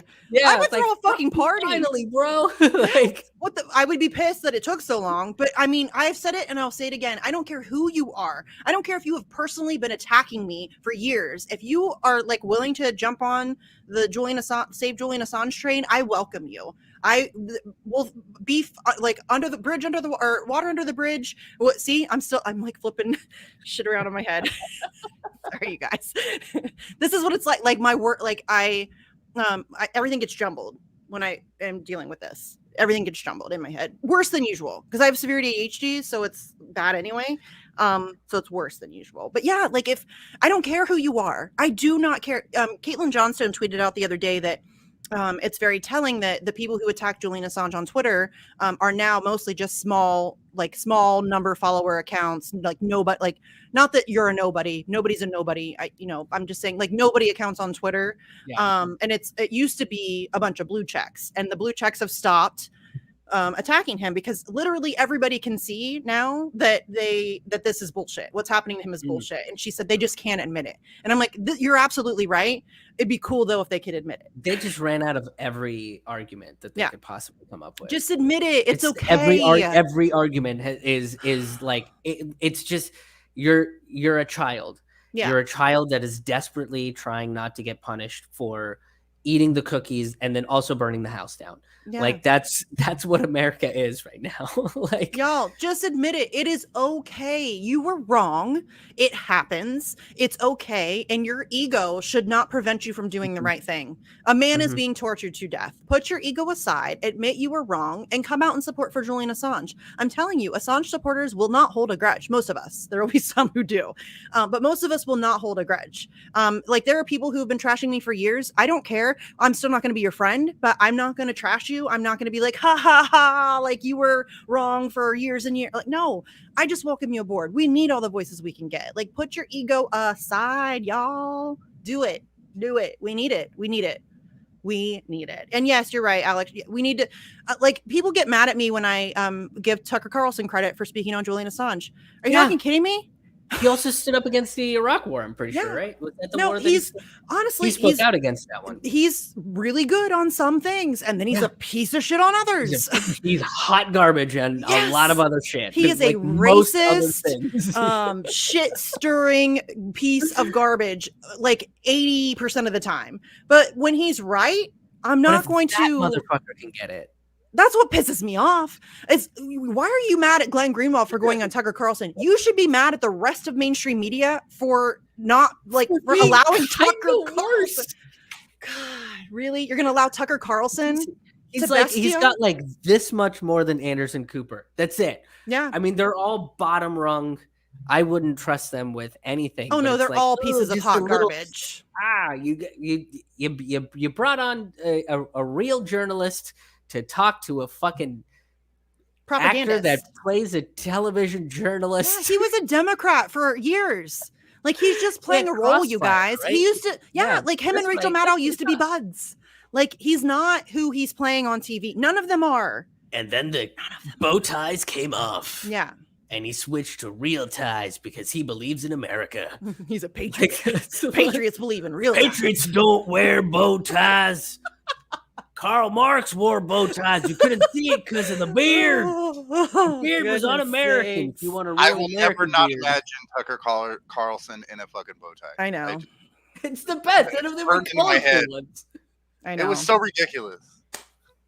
Yeah. I remember wearing like a yellow polka dot one. I was like, Tucker. DNB. I don't care if Tucker Carlson has real empathy for Assange. I don't give a shit what his, the purpose behind it is. All I care about is he's getting 3 to 5 million viewers every single night, and he's covering Julian Assange in a real way, not bullshit misinformation propaganda. He's having Glenn Greenwald and Jimmy Dore come on to talk about legitimate things that are happening to Julian Assange. So I don't care. I don't care if he's still a piece of shit. I don't care what his intentions are. I don't give a shit. I don't care. I don't know why that's such a hard concept for people to grasp. If Tucker Carlson wants to cover Julian Assange, then I'm going to thank him for doing so, share that shit everywhere, and hope that he does it again. And he does consistently. So I don't give a fuck what his intentions are. I don't care why he's doing it. Obviously, they're allowing him to do it for whatever reason. And again, I don't give a fuck because 3 to 5 million people who watched that show that night are being informed in a legitimate way about Julian Assange. And that's what matters. Well, it's like Margaret Thatcher. I'm pretty sure this is the history I'm thinking of. If I'm wrong, let me know. But somebody will. Thatcher gave an arts grant. Like she had an arts grant that she gave to theaters that then some of the theaters were smaller and the actors weren't going to come perform in such a small theater, right? So it would be stand-ups. So stand-ups started developing shows. And guess what? all of them fucking hate Margaret Thatcher. But she made is it very possible hateable. for them to go out across fucking Ireland and Scotland and England and all through Europe, tour around, make a decent living, and shit on Margaret Thatcher. And she made that possible, right? And then other people were like, oh yeah, Margaret Thatcher is a piece of shit. It's the same thing. If Tucker Carlson wants to give it, you know, it's not money, but he's giving them a platform to A millions huge of people tonight, platform. but then people are going to be like, hey, maybe we should look into DNB, this. no, sincerity doesn't matter. It doesn't fucking matter. Not in Not this a case. single news anchor on mainstream media is sincere about any fucking thing that they cover or talk about. Not one of them. So I don't care. Again, I don't care. All I care about is we're able to exploit he has the biggest platform in mainstream media. Because And all if we those can exploit people- that to educate people on Julian Assange, I'm all for it. Every because time. all those people, if they find Assange, you don't think they're going to figure out what the military does. How many of them are going to continue going rah military, rah freedom, right? Like, okay, there might still be a percentage of people that do that, but then they'll find out about the CIA. They'll find out about the Church They'll of find out Scientology. about the environmental corruption that Julian Assange exposed. They'll find out about all the corporate corruption that Julian Assange has exposed, all the war crimes, all the rape, death, torture, murder, all of that stuff, all of the illegal renditions and mistaken identities. And yes, they're going to find some of those people, and not all of them. Some of those people will tune out because they don't, they don't care or whatever. You're right, but there will be a certain percentage of people who listen and hear and then start thinking. And so, no, I don't care if he's sincere. I don't give a shit. He has a huge ass But he doesn't platform. believe. But that's the thing is, regardless of sincerity or not, let's say you're right. He's not being sincere, and he's just kind of doing it for ratings or what have you. Whatever so that reason. people like Missy will retweet him, and I'll retweet him and be like, oh my god, whatever. And it's just for clicks or what have you. That doesn't change the fact that his audience is going to, and I don't think he thinks that, because Margaret Thatcher didn't fucking think that a bunch of stand-up It doesn't comics change that the got message. their money. Yeah, it's going to be like, oh, well, Thatcher's great. Like, no, they were like, once you start putting personality over the policy or the issue, you lost. You lost. I don't give a shit about Tucker Carlson. I don't care about his personality. I don't care about his personal beliefs. I don't give a shit. What I care about is getting the message out about Julian Assange, getting more people on board, opening people's eyes to the torture that he's enduring, and then also exposing people to the shit that he has exposed. The stuff that, mainstream media doesn't talk about: collateral murder, the Iraq and Afghanistan war logs, the Guantanamo Bay files. Guantanamo Bay still open, y'all. The environmental corruption that he has exposed that we've been tweeting about recently because of the the private jet extravaganza that's happening right now. I don't care. I don't give a shit about Tucker Carlson. I don't give a shit about Tucker Carlson. So no, his sincerity means nothing to me whatsoever. That also goes into the celebrity aspect of it, right? Like in other countries, again, I don't think journalists are held to celebrity credit. Right. Like in this country, like journalists are equivalent to movie stars, which is crazy. Yeah. Like that's crazy. Well, and even like more than like, is Tucker Carlson sincere? No, probably not. But Glenn Greenwald is. Yeah. And Jimmy Dore is, and Anya Parampil is, and Aaron Matei and Max Blumenthal and all the other leftists or left-leaning people or anti-imperialist people that he has on a show on a regular fucking basis. Yeah, they're sincere. I know those people. They're friends of mine. They're sincere. Not all of them. Glenn Greenwald's not my friend. I wish. That'd be cool. That'd be awesome. He's like, I have my issues with him, but I feel like he's hella wicked smart, and I would love to just talk to him, like have a conversation with him.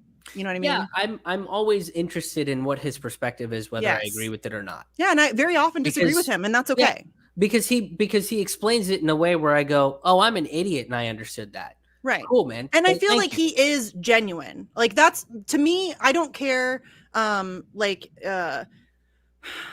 If you're like an honest actor, I can, like Tucker Carlson, I don't give a shit, but I think that Glenn Greenwald is like he's legit. Like I think he's really expressing his personally held opinions. Right. And that's why that's like another, it's different than a Tucker Carlson. Like I have more respect for Glenn Greenwald, and that, like, I would care about, like, if he was, and he's sincere about Julian Assange. There's no question. Oh, absolutely. There's no question. I'm not, Glenn Greenwald Any is of these like independent journalists, I don't question their sincerity on a lot of topics no. we talk about. No, You know? but mainstream media, they're all insincere, but they have huge platforms, and I would like to exploit those platforms. If Tucker Carlson invited me on his show, I would go in a heartbeat. My friend Andrew's been on his show. I would go in a fucking heartbeat. I wouldn't be surprised if the reason why Tucker Carlson started talking about Julian Assange was because there was probably some, Fox News fan or something that brought up the story, and they were like, hey, well, no one's talking about this. We can get the exclusive scoop. Well, meanwhile, how many people are talking about Julian Assange that you probably don't even know about Tucker Carlson, or fucking heard of? But then it was just like, oh, this will get me a lot of clicks, and oh, it'll piss off the liberals, and CNN will do an op-ed piece about it, and then it all loops back into Tucker's fame. So, but again, he's a narcissist. Okay, who gives a shit? I don't. Again, all I care about is the 3 to 5 million people watching his show. That's who I care about. I don't care about because Tucker Carlson. He's not thinking about them. No. He's not thinking that this is going to lead to other things. Tucker Carlson doesn't think about anything but Tucker Carlson. Yeah, he's a narcissist. They all are. Secretly, how he can start wearing bow ties on screen again. He should do that. Let's be honest. I think Tucker a little dead on the inside because he can't wear those bow ties. For sure. They were some of those bow ties. It was like a superpower. Yeah. It was like a safety blanket. Yeah. That's why when Jon Stewart ripped him apart, he didn't, have like a mental breakdown. Right? That was funny though. That was some funny shit. when a comedian called out what mainstream media is on mainstream media. Yeah, I know it doesn't happen very often. There's been a few times that have been fucking epic. I have my issues with Jeremy Scahill, but he did it once on MSNBC. I think it was beautiful. Who else is? Dylan Ratigan. Dylan Ratigan went off about the banking system on MSNBC one time. Oh, it's glorious. Lee Camp shut down Fox News pretty hardcore. Yeah. A parade of propaganda. You'll never be invited back. Cornel West fucking took down the Democratic Party on MSNBC, and Cornel West ain't never getting an invitation to get back on there. That's what I'm saying, though. I vacillate between if somebody invited me on to talk about Assange, I would probably be more mindful about what I said because message is more important than my ego. But I would be really tempted to just go the fuck off while I had the chance. You know what I'm saying? Like, it would be really hard for me to not take that opportunity to, tell Tucker Carlson off to his face and tell Fox News off to their faces. That would be good fun. But I mean, there are times you just have to put your ego, your own shit to the side. If you're going to get invited to talk about a very difficult issue and they let you talk about the very difficult issue, in all of these circumstances that we brought up, they weren't allowed to talk about the thing that they kind of went off about, right? Like I had a comedian friend at a party, and I was a little drunk. He was very drunk. But he asked me a question where he said, if Fox News offers you $10,000 a month to come do a show where you get to be the liberal buffoon kind of character and write these jokes that are self-deprecating about liberal, like, would you do it? And I was like, no. And he couldn't let it go, right? Because like, oh my God, that's $120,000 a year to go and for 5 minutes a week, like, do some jokes about liberals. It's like how much that's cushy money. Like you can fucking live forever on just 1 year's worth of work. And I was like, it's not I don't think. And he's like, well, think about what it would do to your comedy. And I was like, cool. So I would have a bunch of right wingers that very much disagree with not just what I'm saying, but some of them disagree with my sheer existence, will come to see me expecting me to do that. And I don't. And then they want to murder me anyway. And I was like, what would be the point of that? And he couldn't let it go because then his excuse was, well, then you just change your act. It's like, well, I don't want, like, this is becoming a fucking mental gymnastics that's going to lead me to kill myself. Some people can't even entertain the idea, like, of not selling out. You know what I mean? It's crazy. Yeah. But if I got invited to talk about, like, the farmer strike in India, yeah, okay, I'm super not qualified to be the fucking voice of the farmer strike in India. I've talked about it on my channel, but Right. I'm not like on the ground, like, you know, but you it's shouldn't like, be the okay, top of anybody's guest list. it shouldn't be the, yeah, but let's say they're light on guests because it's Fox News. And Hi, they Warren. want, you know, it's just like, I will go and talk about that. If Yeah. they want me to be a you know, their dancing monkey, then no. Right. Then I would, then if that's where the interview is going, then I will tear them apart. Yes. Because I'm not coming back. Well, if I you come know. on to talk about Assange and then they try to like make it about something else entirely and they're trying, you know what I mean? Like, Right. Then it's you one rip of them those, apart. then I'm going off. Then I'm Yeah. going the fuck off. Yeah. Then all bets are off. Yeah, that'll be fun for me. But if, again, people talk about Tucker Carlson all the time, but if you watch any of his segments about Julian Assange, they are well done, well informed. He's talking to people who know what the fuck they're talking about. He's not, yeah. That he's not like pushing a right wing. He's not like trying to force them into a right wing position. He's not trying. He's just letting them come on and talk about the reality of what's happening to Julian Assange and our First Amendment rights. So yeah, I'm all good for that. All good for that. I'm 100% fine with Tucker Carlson when he does shit like that. Now, when he goes off on his racist, transphobic, you know, anti-immigrant, anti-BLM, yeah. Then I have problems. And if I went on Tucker Carlson and he started some bullshit like that, I would have fun ripping him to shreds. Yeah, but you know, it's not. That's not. And people get mad because Glenn Greenwald won't tear him a new asshole when he's on there to talk about Assange. That's not what he's fucking there for. Again, put your ego aside. The message is more important. Yeah, if they're being genuine about having you on their show and to discuss an issue that matters tremendously and let you talk about it. Yes, in a real way. Yeah, without being like, so tell me how he's a hacker. Yeah. You know, it's like fucking. But honestly, even if he did that, that's a great opportunity to dispel those myths and to, you know, to push back against those claims because those are false claims. And so even if, you know, I go on Tucker Carlson and he's like, yeah, tell me about Julian Assange, the hacker or the traitor. That's my favorite traitor. It's my favorite. He's not American. God damn it. But yeah, if I would still, depending on the way that he came at me and the way that he was doing it, if he was doing it in like a snarky and insincere way, then I would rip him to shreds. If he just was genuinely misinformed and was like, you know, being like real about being, or like just yeah, okay, let's inform your audience. Let's re-inform your audience. Let's properly educate your audience about Julian Assange because he's not a hacker. Somebody said he's American flavored. Yeah. If you ever get on Tucker, ask him why he never asked Trump for an Assange pardon. He did on his show multiple times. What the fuck are you talking about? I was gonna say, didn't he? Jesus Christ! Like the week before Trump left office, he had like 5 shows about Julian Assange. He had on Rose McGowan. He had on Pamela Anderson. He had on Glenn Greenwald. He had on Jimmy Dore, and they talked about a pardon for Julian Assange multiple times. What the fuck are you talking about? Oh my God! It's dumb fuck day in the chat. Sorry to everybody else in the chat who's amazing. God damn it. Hey, Dingo. Hi, Warren. Yeah, it's Jesus Christ. I like War Deer Entertainment saying he's American flavored. Yeah. Yes. Yeah. War Deer's the best. I love War Deer.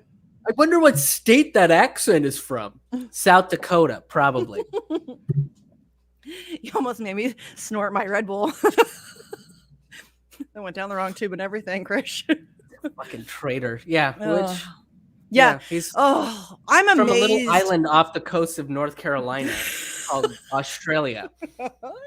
I'm amazed that there are people that still don't know that he's not American. I know that fucking continent-sized tiny island. Yeah, I'm like deep into the Assange stuff. I'm fully aware of that, but it's still amazing to me when people call him a traitor. Like it doesn't make any fucking sense.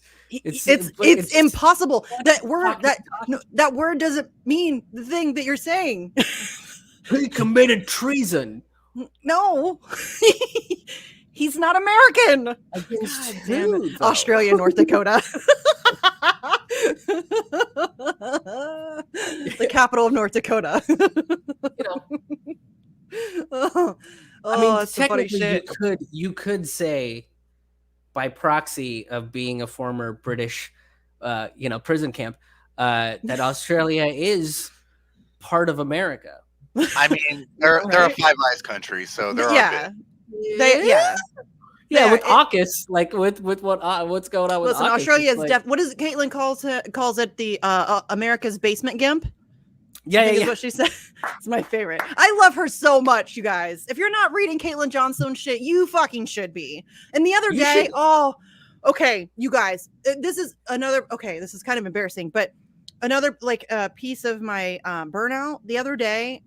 Okay, so burnout means you're exhausted, you're emotionally drained, you're all fucking over the place. And so I knew I was like bad and like in a bad place mentally anyway. And then I get on Twitter on Halloween and I'm scrolling through and Stella posts a picture of the boys. Julian Assange has 2 young boys and one of them is dressed as a wizard. And I lost my entire shit for like an hour. I was sobbing. I mean, uncontrollably sobbing. If you guys don't know, Julian Assange as a child was very analytical, always liked to figure things out, always liked to fix things. And so his childhood nickname was the Wizard. And so Caitlin Johnstone, I don't know, maybe like 6 months ago or something, did this amazing multimedia piece where it's like a poem and then she put music underneath of it and then she does some artwork and it's a story about the wizard and it's about these animals and they're talking about the wizard being Julian Assange. If you haven't seen it, it is incredibly moving. I should play it. It is. I don't know if she'd mind. Do you think she would? No, she says she doesn't mind. But it is incredibly moving. It is. And so seeing Gabriel dressed as a wizard fucked me up. I'm not even gonna lie. It fucked me up because these boys deserve to have their father home. Period. End of story. Hold on. Oh, hold on. Okay, I'm gonna play it. It is. Oh, it's 6 minutes. Do you think that's too long, Sleepy? It's probably a little bit too long to play the whole thing, but you can yeah, I have to. If I'm gonna play it, I have to play the whole thing. So I'll put the link in the chat. How about that? Please go check it out after the show, you guys. I'm not kidding. It's worth all 6 minutes. It is a beautifully done thing. Oh shit. The hyper emotionality of being burnt out is. Lord help me. I mean, I couldn't watch a show without like just bursting into tears at some point. Yeah. And like a couple times a day or like a song. Like I would go on these walks because that's something that I could do is at least I could like exercise and take care of my physical health while I was, not being able to engage with the creative side of my brain, right. or just my brain in general. But like I would hear a song and just like I'm on a trail and in tears, and it's like, I'm not kidding you guys. I sucked for like an hour and I'm not talking like I was just, like snot, tears, like hyperventilating, sobbing. I was just sobbing. I watched I'm a big anime fan and I was watching Full Metal Alchemist and that's like a 60 some odd episode show. At least 20 of them I just spent in watching it in tears. Like they just love each other so much. It's just so nice. Oh, but yeah, I was not emotionally prepared to log onto Twitter and to see that. Caitlin actually, I retweeted it and I was like, gasp. He's a fucking wizard. He's dressed as a fucking wizard.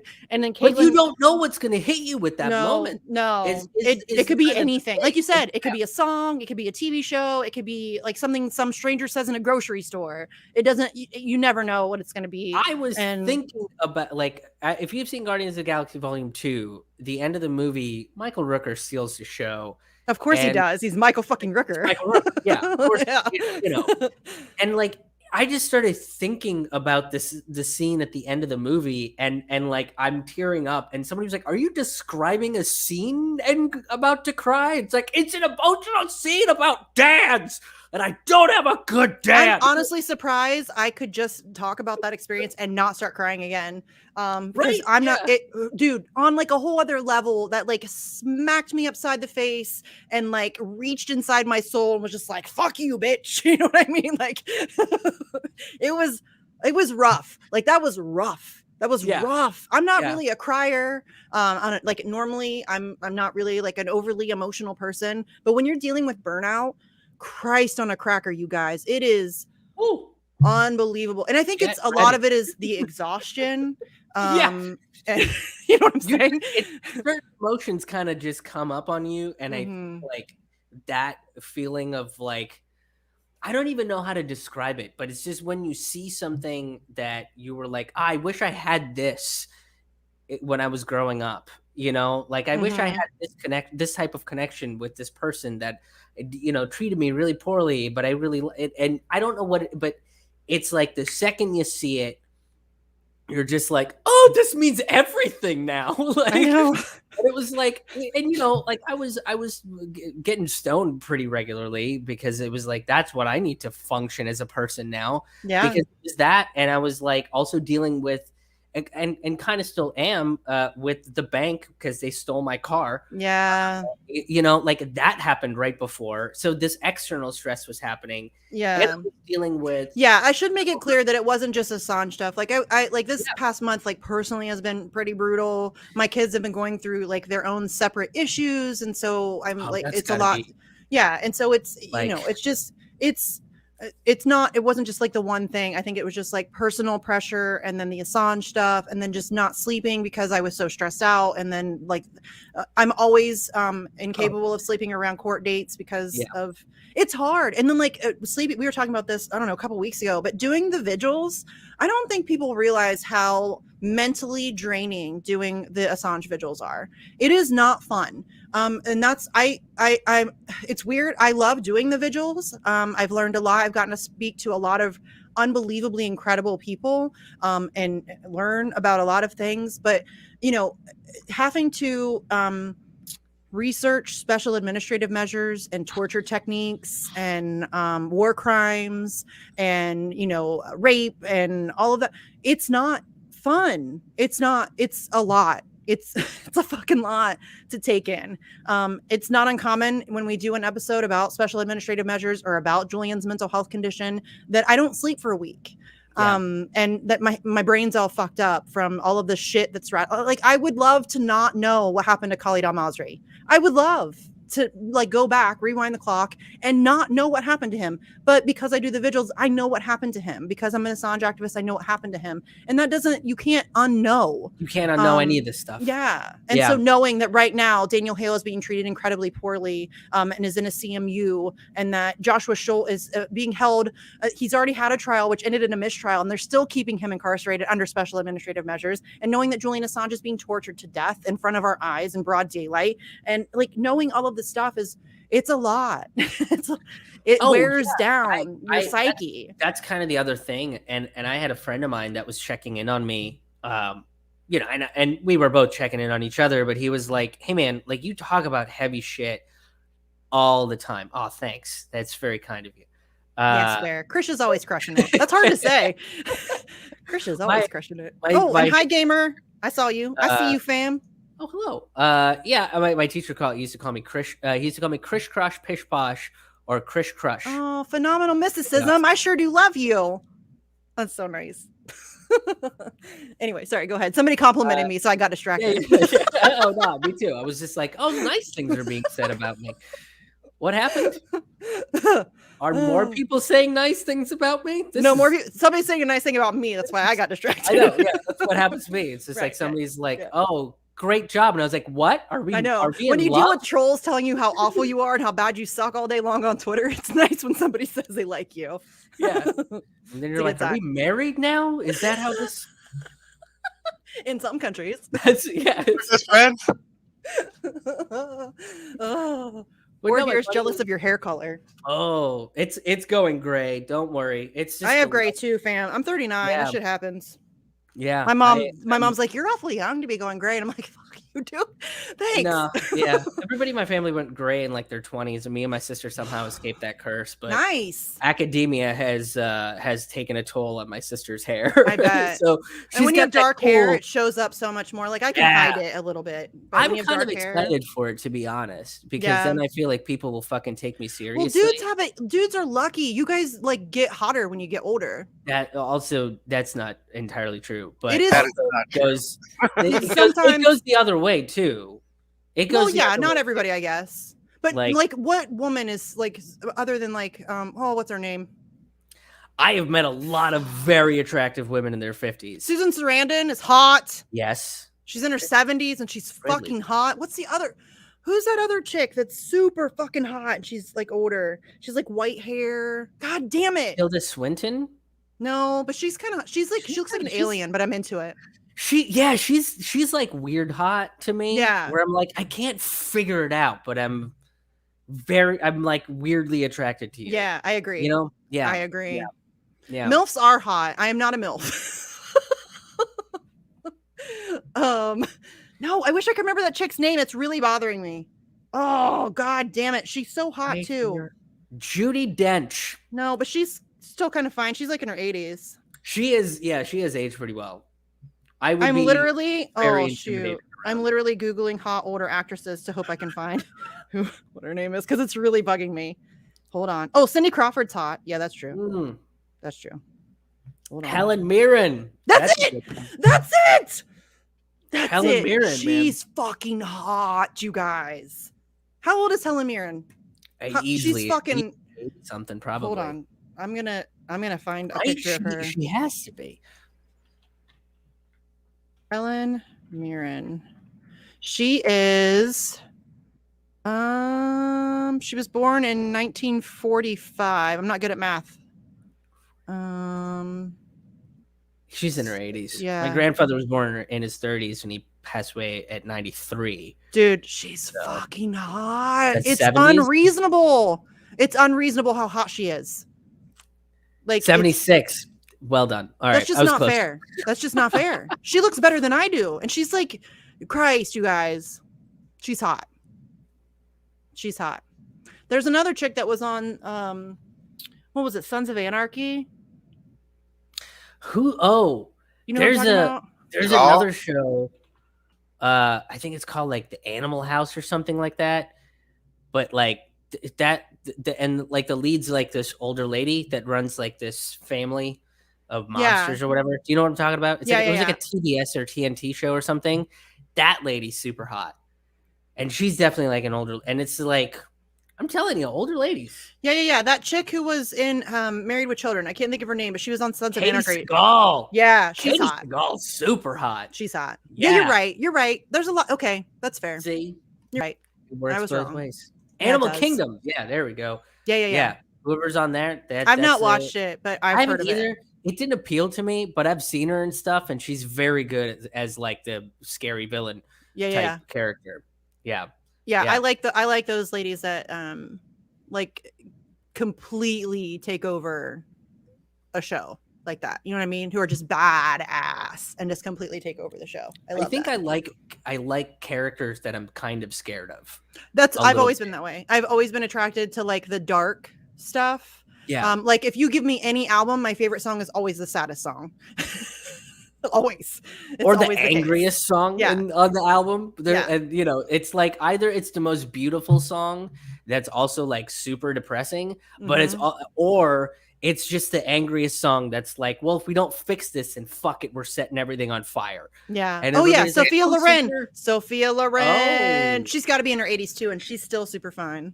Hey, just listen to The Cure and you get both of those things. That's true. I love The Cure. I love The Cure. Not even gonna lie about it. I love The Cure. Love The Cure. Cure's my fave. They were heavily influential on 9 Inch Nails. Yeah. I love me some 9 Inch Nails. Trent Reznor's been pissing me off lately with his Joe Biden bullshit, but well, they all do, right? I mean, I know it's just depressing. This is the head like a whole guy, and he's like making like animated like music for animated films and propping up Joe Biden, and I'm just like, no. Well, you know, all the Star Trek people are propping up Joe Biden. Rage Against the Machine. It's like really, Tom Morello is like a. Your show was space socialism, man. It was space communism. Come on, guys. This motherfucker is the opposite direction. Wait, opposite direction. Rage is they're Vaxxer pushers. They're Vax pushers. I didn't know Rage was Vax pushers. Which is also like that's the antithesis of what your band's name is. It's so like but there's that meme. There's the meme. It's like there's a picture of Zach De La Rocha at the top, and it says the left in the 90s, fuck you, I won't do what you tell me. And then it has a picture of that annoying like glasses girl at the protest, like I don't remember what, you know what I'm talking about. It's like a very well used meme, and it says the left in 2021, fuck you, do what they tell you. And that's sad because that's like the left used to be all anti-authoritarian and all anti-establishment, and now not so much. Right. It's depressing. It absolutely. But that's the thing is like when it comes to entertainment, at least it's separating the art from the artist. Sometimes you have to. Sometimes you have to.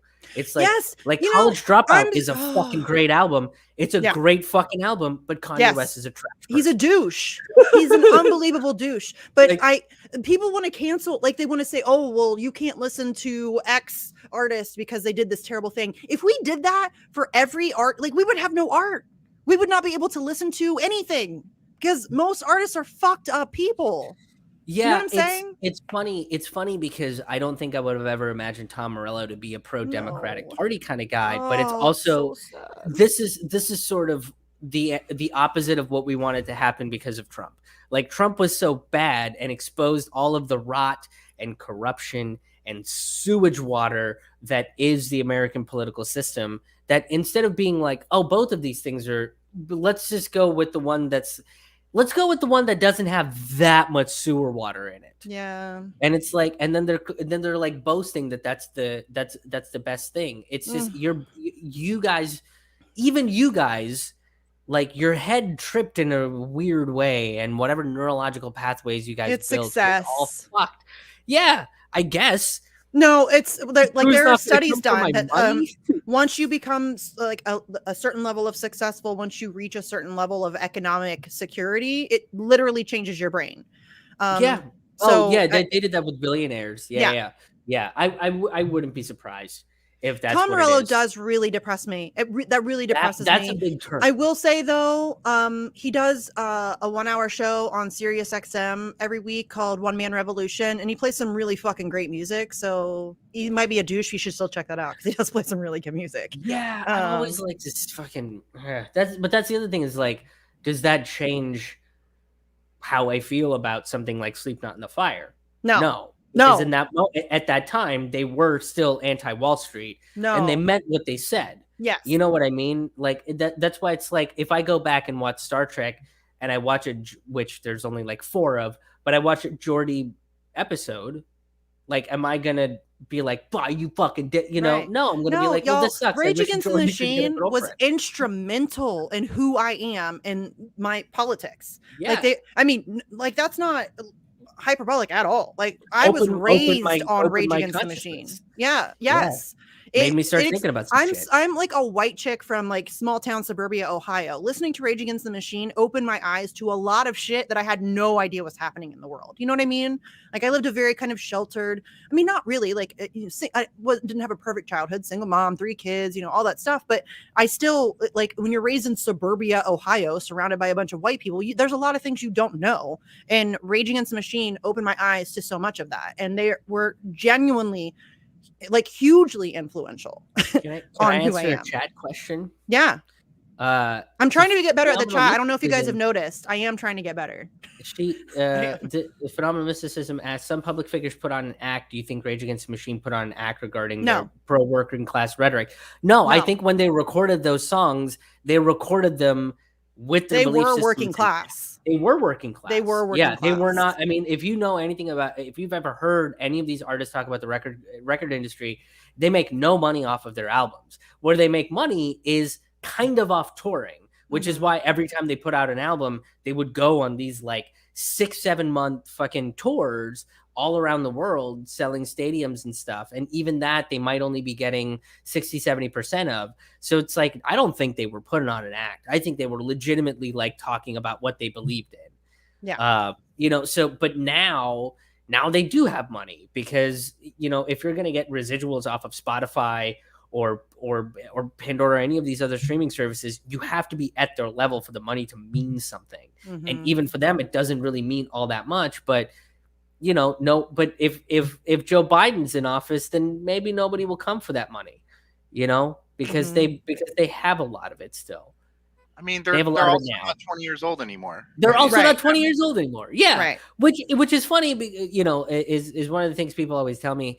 And people like some family people like brought up like, well, you know, you're getting older and maybe this is just a consequence of and it's like, no, getting tired a lot easier. Like I had a couple drinks with my friend a couple days ago, and yesterday I felt better. You know what I mean? Like I don't. My body just doesn't recuperate. Yeah, it just doesn't bounce back as quick. Right. Like I had too much.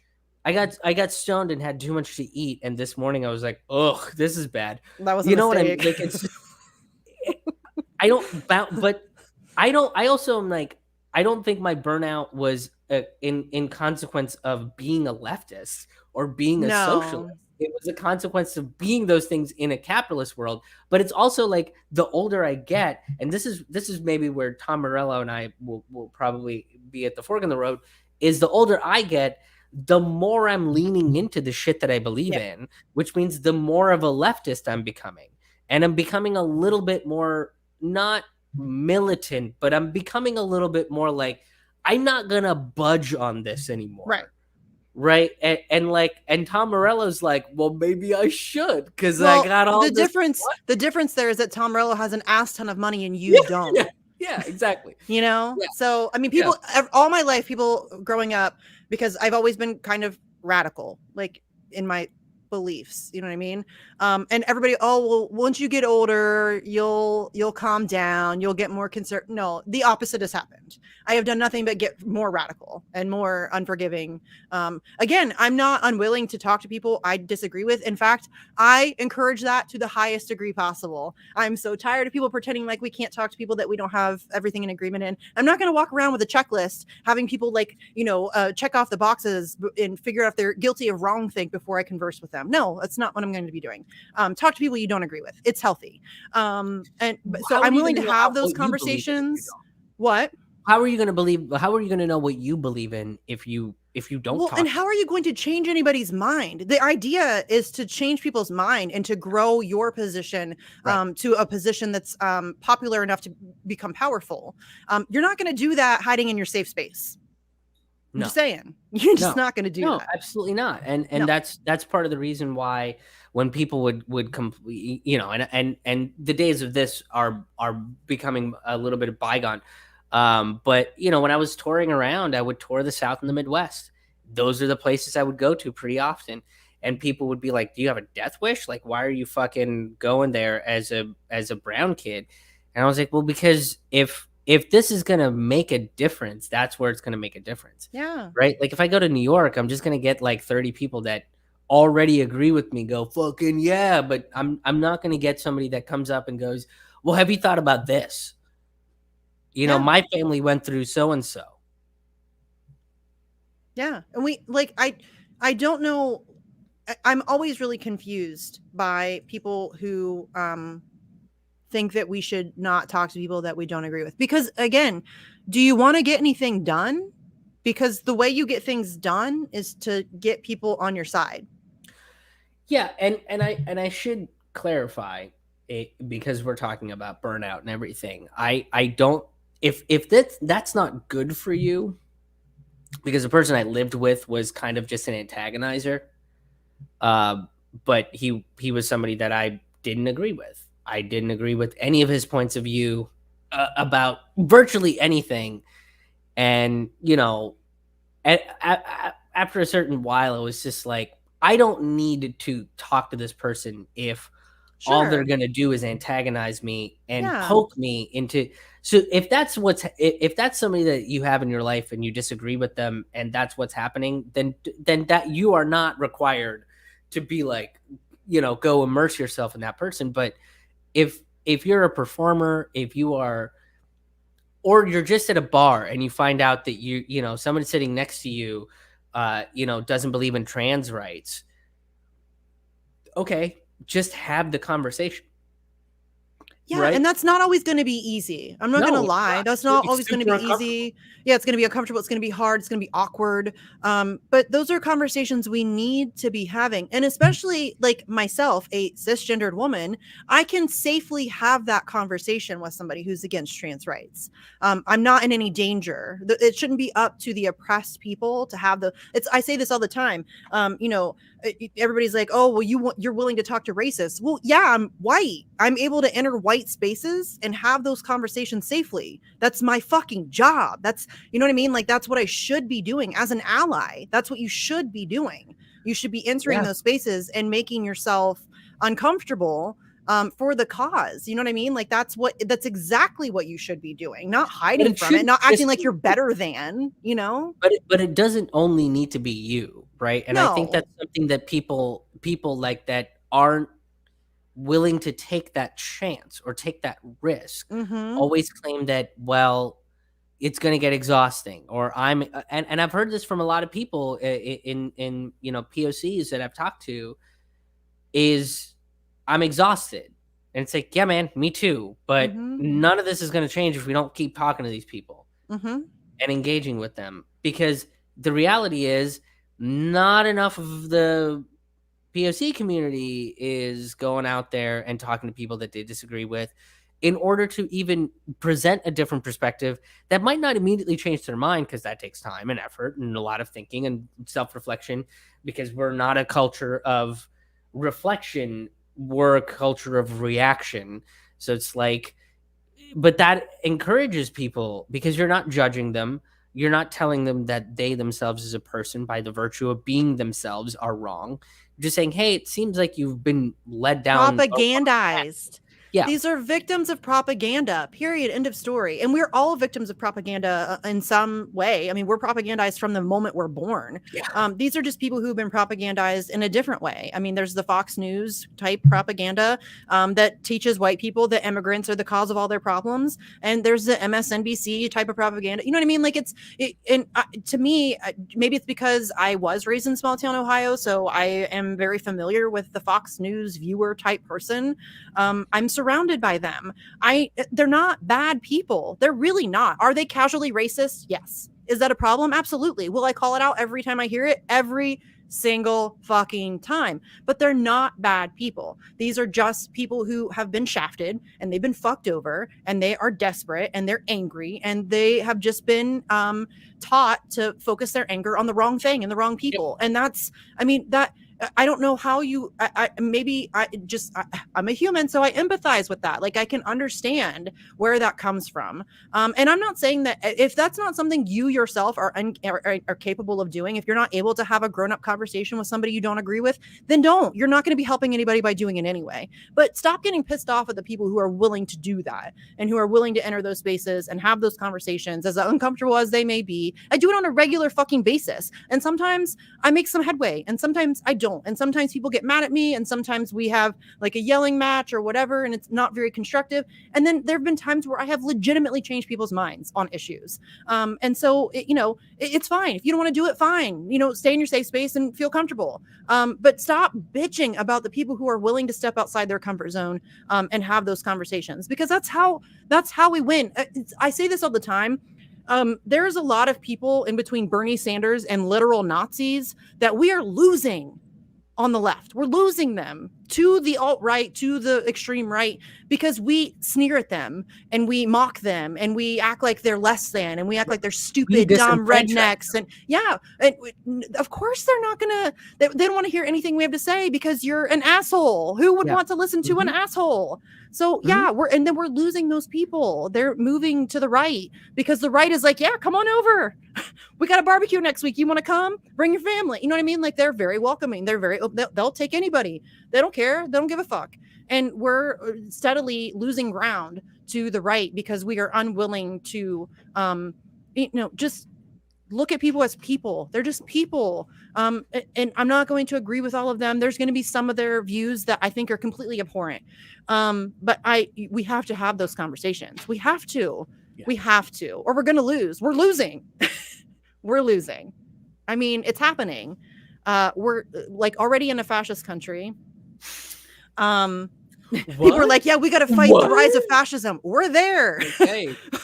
We're there. We've been there. And I always kind of voted it in a couple times. Yes. Multiple, yes. And then we mock the other team for not voting for our flavor of fascism. It's like, but that's, it's like, all right, now we're splitting hairs between. No, the left is not becoming woke. The left is becoming woke. There is not the people who are running around like policing language at every turn and acting like you can't. That's not like those are liberals. Those are liberals who PC culture and wokeness is more important to them than winning. Wait, That's not the left. Your problem with the left becoming woke is shutting down prisons. Are you fucking kidding me? Leonard is lost. Leonard, you need to go where find are you. What kind of fucking chaos wizard are you, bro? I can tell you it's not a great one. No. If you come out with a statement like the left is becoming woke, admit it. Like, who the fuck came up with an idea like shutting down prisons? The left. And that's not a woke idea. That's a motherfucking human right idea. Yeah. Because prisons are not for rehabilitation. They're for recidivism so it's that slavery. The prison industrial complex can keep making money from, it's as Missy pointed out, legalized slavery.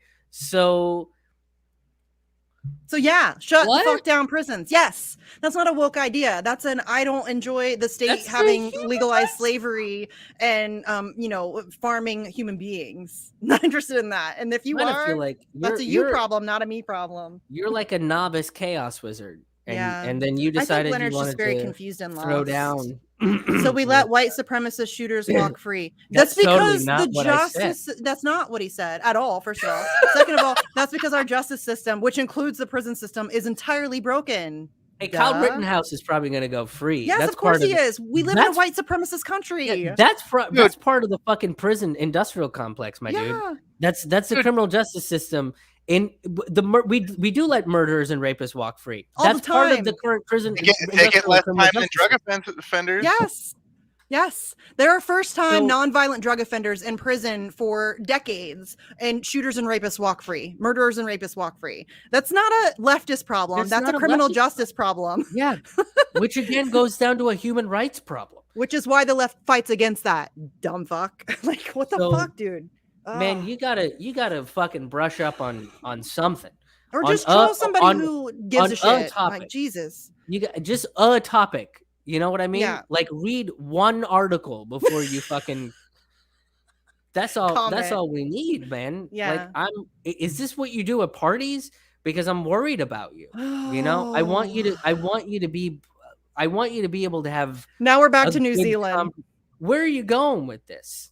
He doesn't know. Where are we headed? This is a really bad troll job, fam. Listen, I already have the dumbest trolls ever. You're just proving my point that that's an accurate statement. I have the dumbest trolls ever. Leonard might be like the fan club member, whatever that is. Leonard, the president you need to of the level up club. before you come in. You can't be a chaos wizard. You can't be a novice chaos wizard. Educated chaos wizard and know what you're talking about and don't contradict yourself. Come on, Louise, man. We're trying to help you, man. We're trying to make you be the best troll that you can be. And I don't see that happening. Because frankly, I deserve better. Yeah, Missy deserves better trolls. Missy deserves better debates. We're not engaging any part of our. I don't debate brain. Trolls, but it would be fun to have like some creative, clever trolls instead of, I'm not cognitively satisfied. No. With engaging with you, Leonard. It leaves me feeling all empty inside. Kind of icky. Yeah. It's like punching down. It's sad. A little sad. Yeah. Like a little sad, yeah. You know, I don't feel great, Leonard. Depressing. I gotta tell you. Depressing. So there is some selfish motive behind bettering you. Yeah. Not just for you, but do it so me and Misty feel a little bit better about punching you out too. Yeah. You know? It's kind of like fighting kids. Like children. Yeah. We don't want to fight children, Leonard. No. I feel like a statement that everybody should say at least once a day. I don't want to fight children. I don't want to fight children. You should just say that out loud just once a day. Just because I feel like our society is like, man, I really want to fight a small child. Or sniff them if you're the president. Or sniff them. Those are the options. Fine. But those are the options. You know? Yeah, we are fucking over our kids though, let's be honest. And it's the whole, if we want to go with Leonard, it's the whole school to prison pipeline too. You know, we set up our kids to fail. And yes, right-wingers love prisons because capitalists make a profit. And that is true, DNB. You said some dumb things, but that is true. And we should definitely abolish prisons. Yes. At least abolish prisons in their current iteration. They don't work. They don't make sense. They're there for profit only. It's legalized slavery. And you're not ever going to convince me that prisons are a good thing in the current system. No. No, we have, look, right now, we have a journalist, a nonviolent journalist who exposed war crimes being tortured to death in prison while the war criminals go on Ellen. Yep. That's a problem. Yep. I don't know if that's the kind of society you want to live in. Again, you problem, not a me problem. Big lot less trolls. Yeah. I need better trolls. Just one, like clever one would be nice. They're all really dumb. They repeat the same bullshit, the same dumb, like the person I had the other day who was like, you're a genocide denier or a Holocaust denier. And I'm like, find me literally a single statement ever where I have denied the Holocaust. And they're like, well, you talked to Ryan Dawson. Okay. And about again, what? Is there more? We didn't even talk about the Holocaust. We talked about Palestine because I agree with him on Palestine. He is anti-Israel. He is for the freeing of Palestine. I'm for the freeing of Palestine. I'm against the genocide that's happening there. We went on a show at the same time and talked about that. And somehow that makes me believe everything that he believes. And if you think that that's how it works, you're a child. That's not how it works. It's just not. I can talk to like the worst human being on earth and it will not impact my personal beliefs because I know who the fuck I am. And you don't like have a conversation and all of a sudden everything they think is transferred onto you. It doesn't work that way. Please stop it. It's just so dumb. It's really dumb. It's mind-numbingly stupid. And that's the best that they had. That's it. You talked to Ryan Dawson. Okay. I've talked to lots of people. I had like a video game YouTuber that I liked watching on my podcast, and people freaked out because his politics were a little bit more center left. How dare you? And it was like, he's a bad person. And I was like, because he's made shit jokes. Like, he's a video game YouTuber. He's gonna make some shitty jokes, man. Yeah, have you and met probably those be a little people? racist. Yeah. Also, have you ever played video games and like had to repeat the same level over and over again? Around the 10th time, you're like, this stupid cunt, I'm gonna fucking burn. And it's just like, you just say all of the most evil shit that you could possibly think of because at this point, it's just like your anger is kind of taking control of your brain. Yeah. And it's just like, I do that playing like Tropico 6. Yeah. I was like almost there last night where I'm playing Horizon Zero Dawn and like I just couldn't get past this thing and I was just like, these motherfuckers, if I get arrowed one, I fucking swear to God, you're like squeezing the controller. Like, and my cat turns and looks at me and I was like, you're right. It's a little too much. You're right. Thank God for Milo. I went a little overboard. That's on me. And he's like, I'm just trying to take a nap, bro. And you're putting out a lot. Oh God. And I covered my face. Did you not see me cover my face in that really adorable way that I cover my face? Yeah. Oh, I love when my cats do that. They like hide. Yeah. Oh yeah. It's fucking great. Oh, I love it. I love it so much. I love it. Okay, we should probably wrap up. It is after 9. Yeah, okay. Yeah. They went fast though. Like I just looked down and I'm like, oh shit, the show's over. I know. Yeah. Okay, so tell everybody yeah. where they can find you. I'm gonna put your stuff up on the screen again. Yeah. Do you have anything coming up? Like what can we look for? All that good stuff. Yeah, I am going to be putting out some content. I'm going to be the podcasts are coming back, and then I'm going to be sporadically putting up videos, which are sometimes going to be sort of these ranty off the cuff videos. Some of them are going to be review of pop culture things with the sociopolitical bend. I'm going to, continue doing my virtual shows, and all of the news about all of the videos and everything will be available on my website, which is krishmohanhaha.com. It's KRISHMOHANHAHA.com. The videos will be, you can sign up for my email list. That'll be another way to get all dates and tour dates and all that stuff when tour dates come back. But I am going to be doing a couple of virtual stand-up shows where I'm going to run my new hour that I've been writing and working on. And just that's going to be like the way that it's kind of like I'm going to be on tour, but not. So if you can't make it to a particular show, then there's going to be a couple others that you can make it to as well. Or you can come to all of them and see how this show evolves and whether I can make it funny or not. That's always the goal. But yeah, all of that will be up on my website, Krish Mohan, which is on the screen right now, so you guys can find it. It's also in the show notes. All the links are there. His Bandcamp link is there too. You can go buy the albums and stuff that he has up there. You can follow him on Twitter. I'll put that up again one more time. And then if you're interested in buying some of the smelly good stuff that I bought from the CBJ Collective, and if you are a maker of things, or if you do mutual aid or something like that, and you want me to hype it up, I don't really know. Like, I don't even know. I was like, it's like kind of a reverse sponsorship. You don't have to pay me anything. I'll probably buy your stuff. And then because I don't like to hype anything that I haven't actually tried for myself. It's just like, I'm just trying to come up with ways that we can like help, boost people economically, and stuff like that. So, I don't know. I've only done it for a few weeks. We'll see how it plays out. But definitely go check out the CBJ Collective. They have, I'll put that up on the screen too. They have like everything I've tried so far is awesome. I really do love the little, no rinse foaming hand soap thingamajiggies. They're pretty excellent. So, definitely check that out. Next week we have, I think Edwin, is coming on. He's from New York, from March for Medicare for All. They have another action coming up. They're going to actually protest Pfizer, which is good fun. I'm all for that. And I think Sharif is maybe trying to come on as well. I don't know if he's going to be able to make it or not, but I think he's trying to make that happen. So next week on Bitch, we'll have at least Edwin, maybe Sharif. And you guys know I love me some Sharif. So that'll be a good time. So definitely tune in for that. Other than that, I am trying to think of of course, obviously, go support Sleepy Josh. I should have put that as a banner too. I'm like totally fucking up here. But you can support Sleepy Josh by going to his Twitter at abortu, ABORTU, and then he has a buy me a coffee link on there that you can go and throw in $5 or whatever. Sleepy Josh does need his coffee. We don't call him Sleepy Josh for no reason.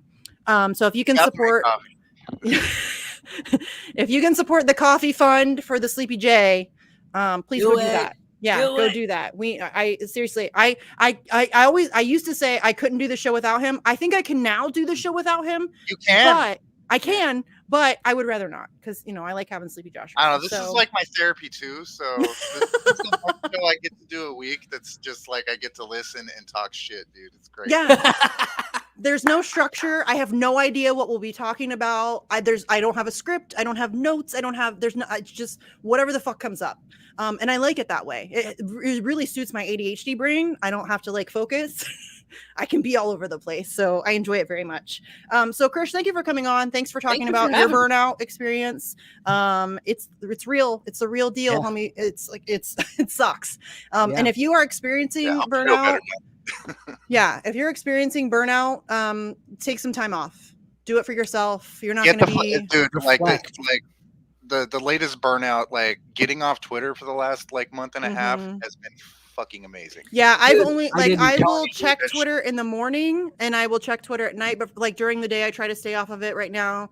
It's too much, man. It's too much. Yeah. Like you gotta focus on some other shit.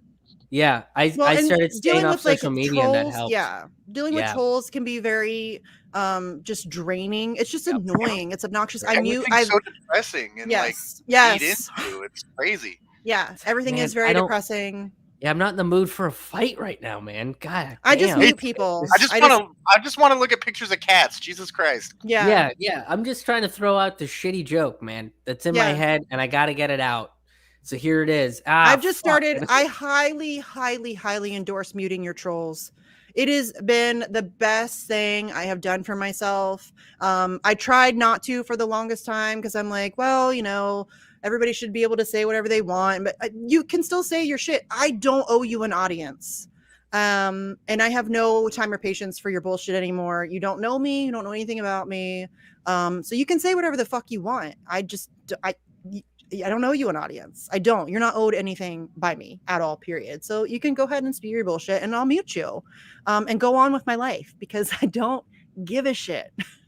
I really don't. So there you have it. Mute your trolls. It's good. It's good for your mental health. I highly endorse that action. If you can, go make some phone calls for Assange. It is crunch time. What's the word I'm looking for? Decision? Judgment? Whatever the fuck. See? words lost.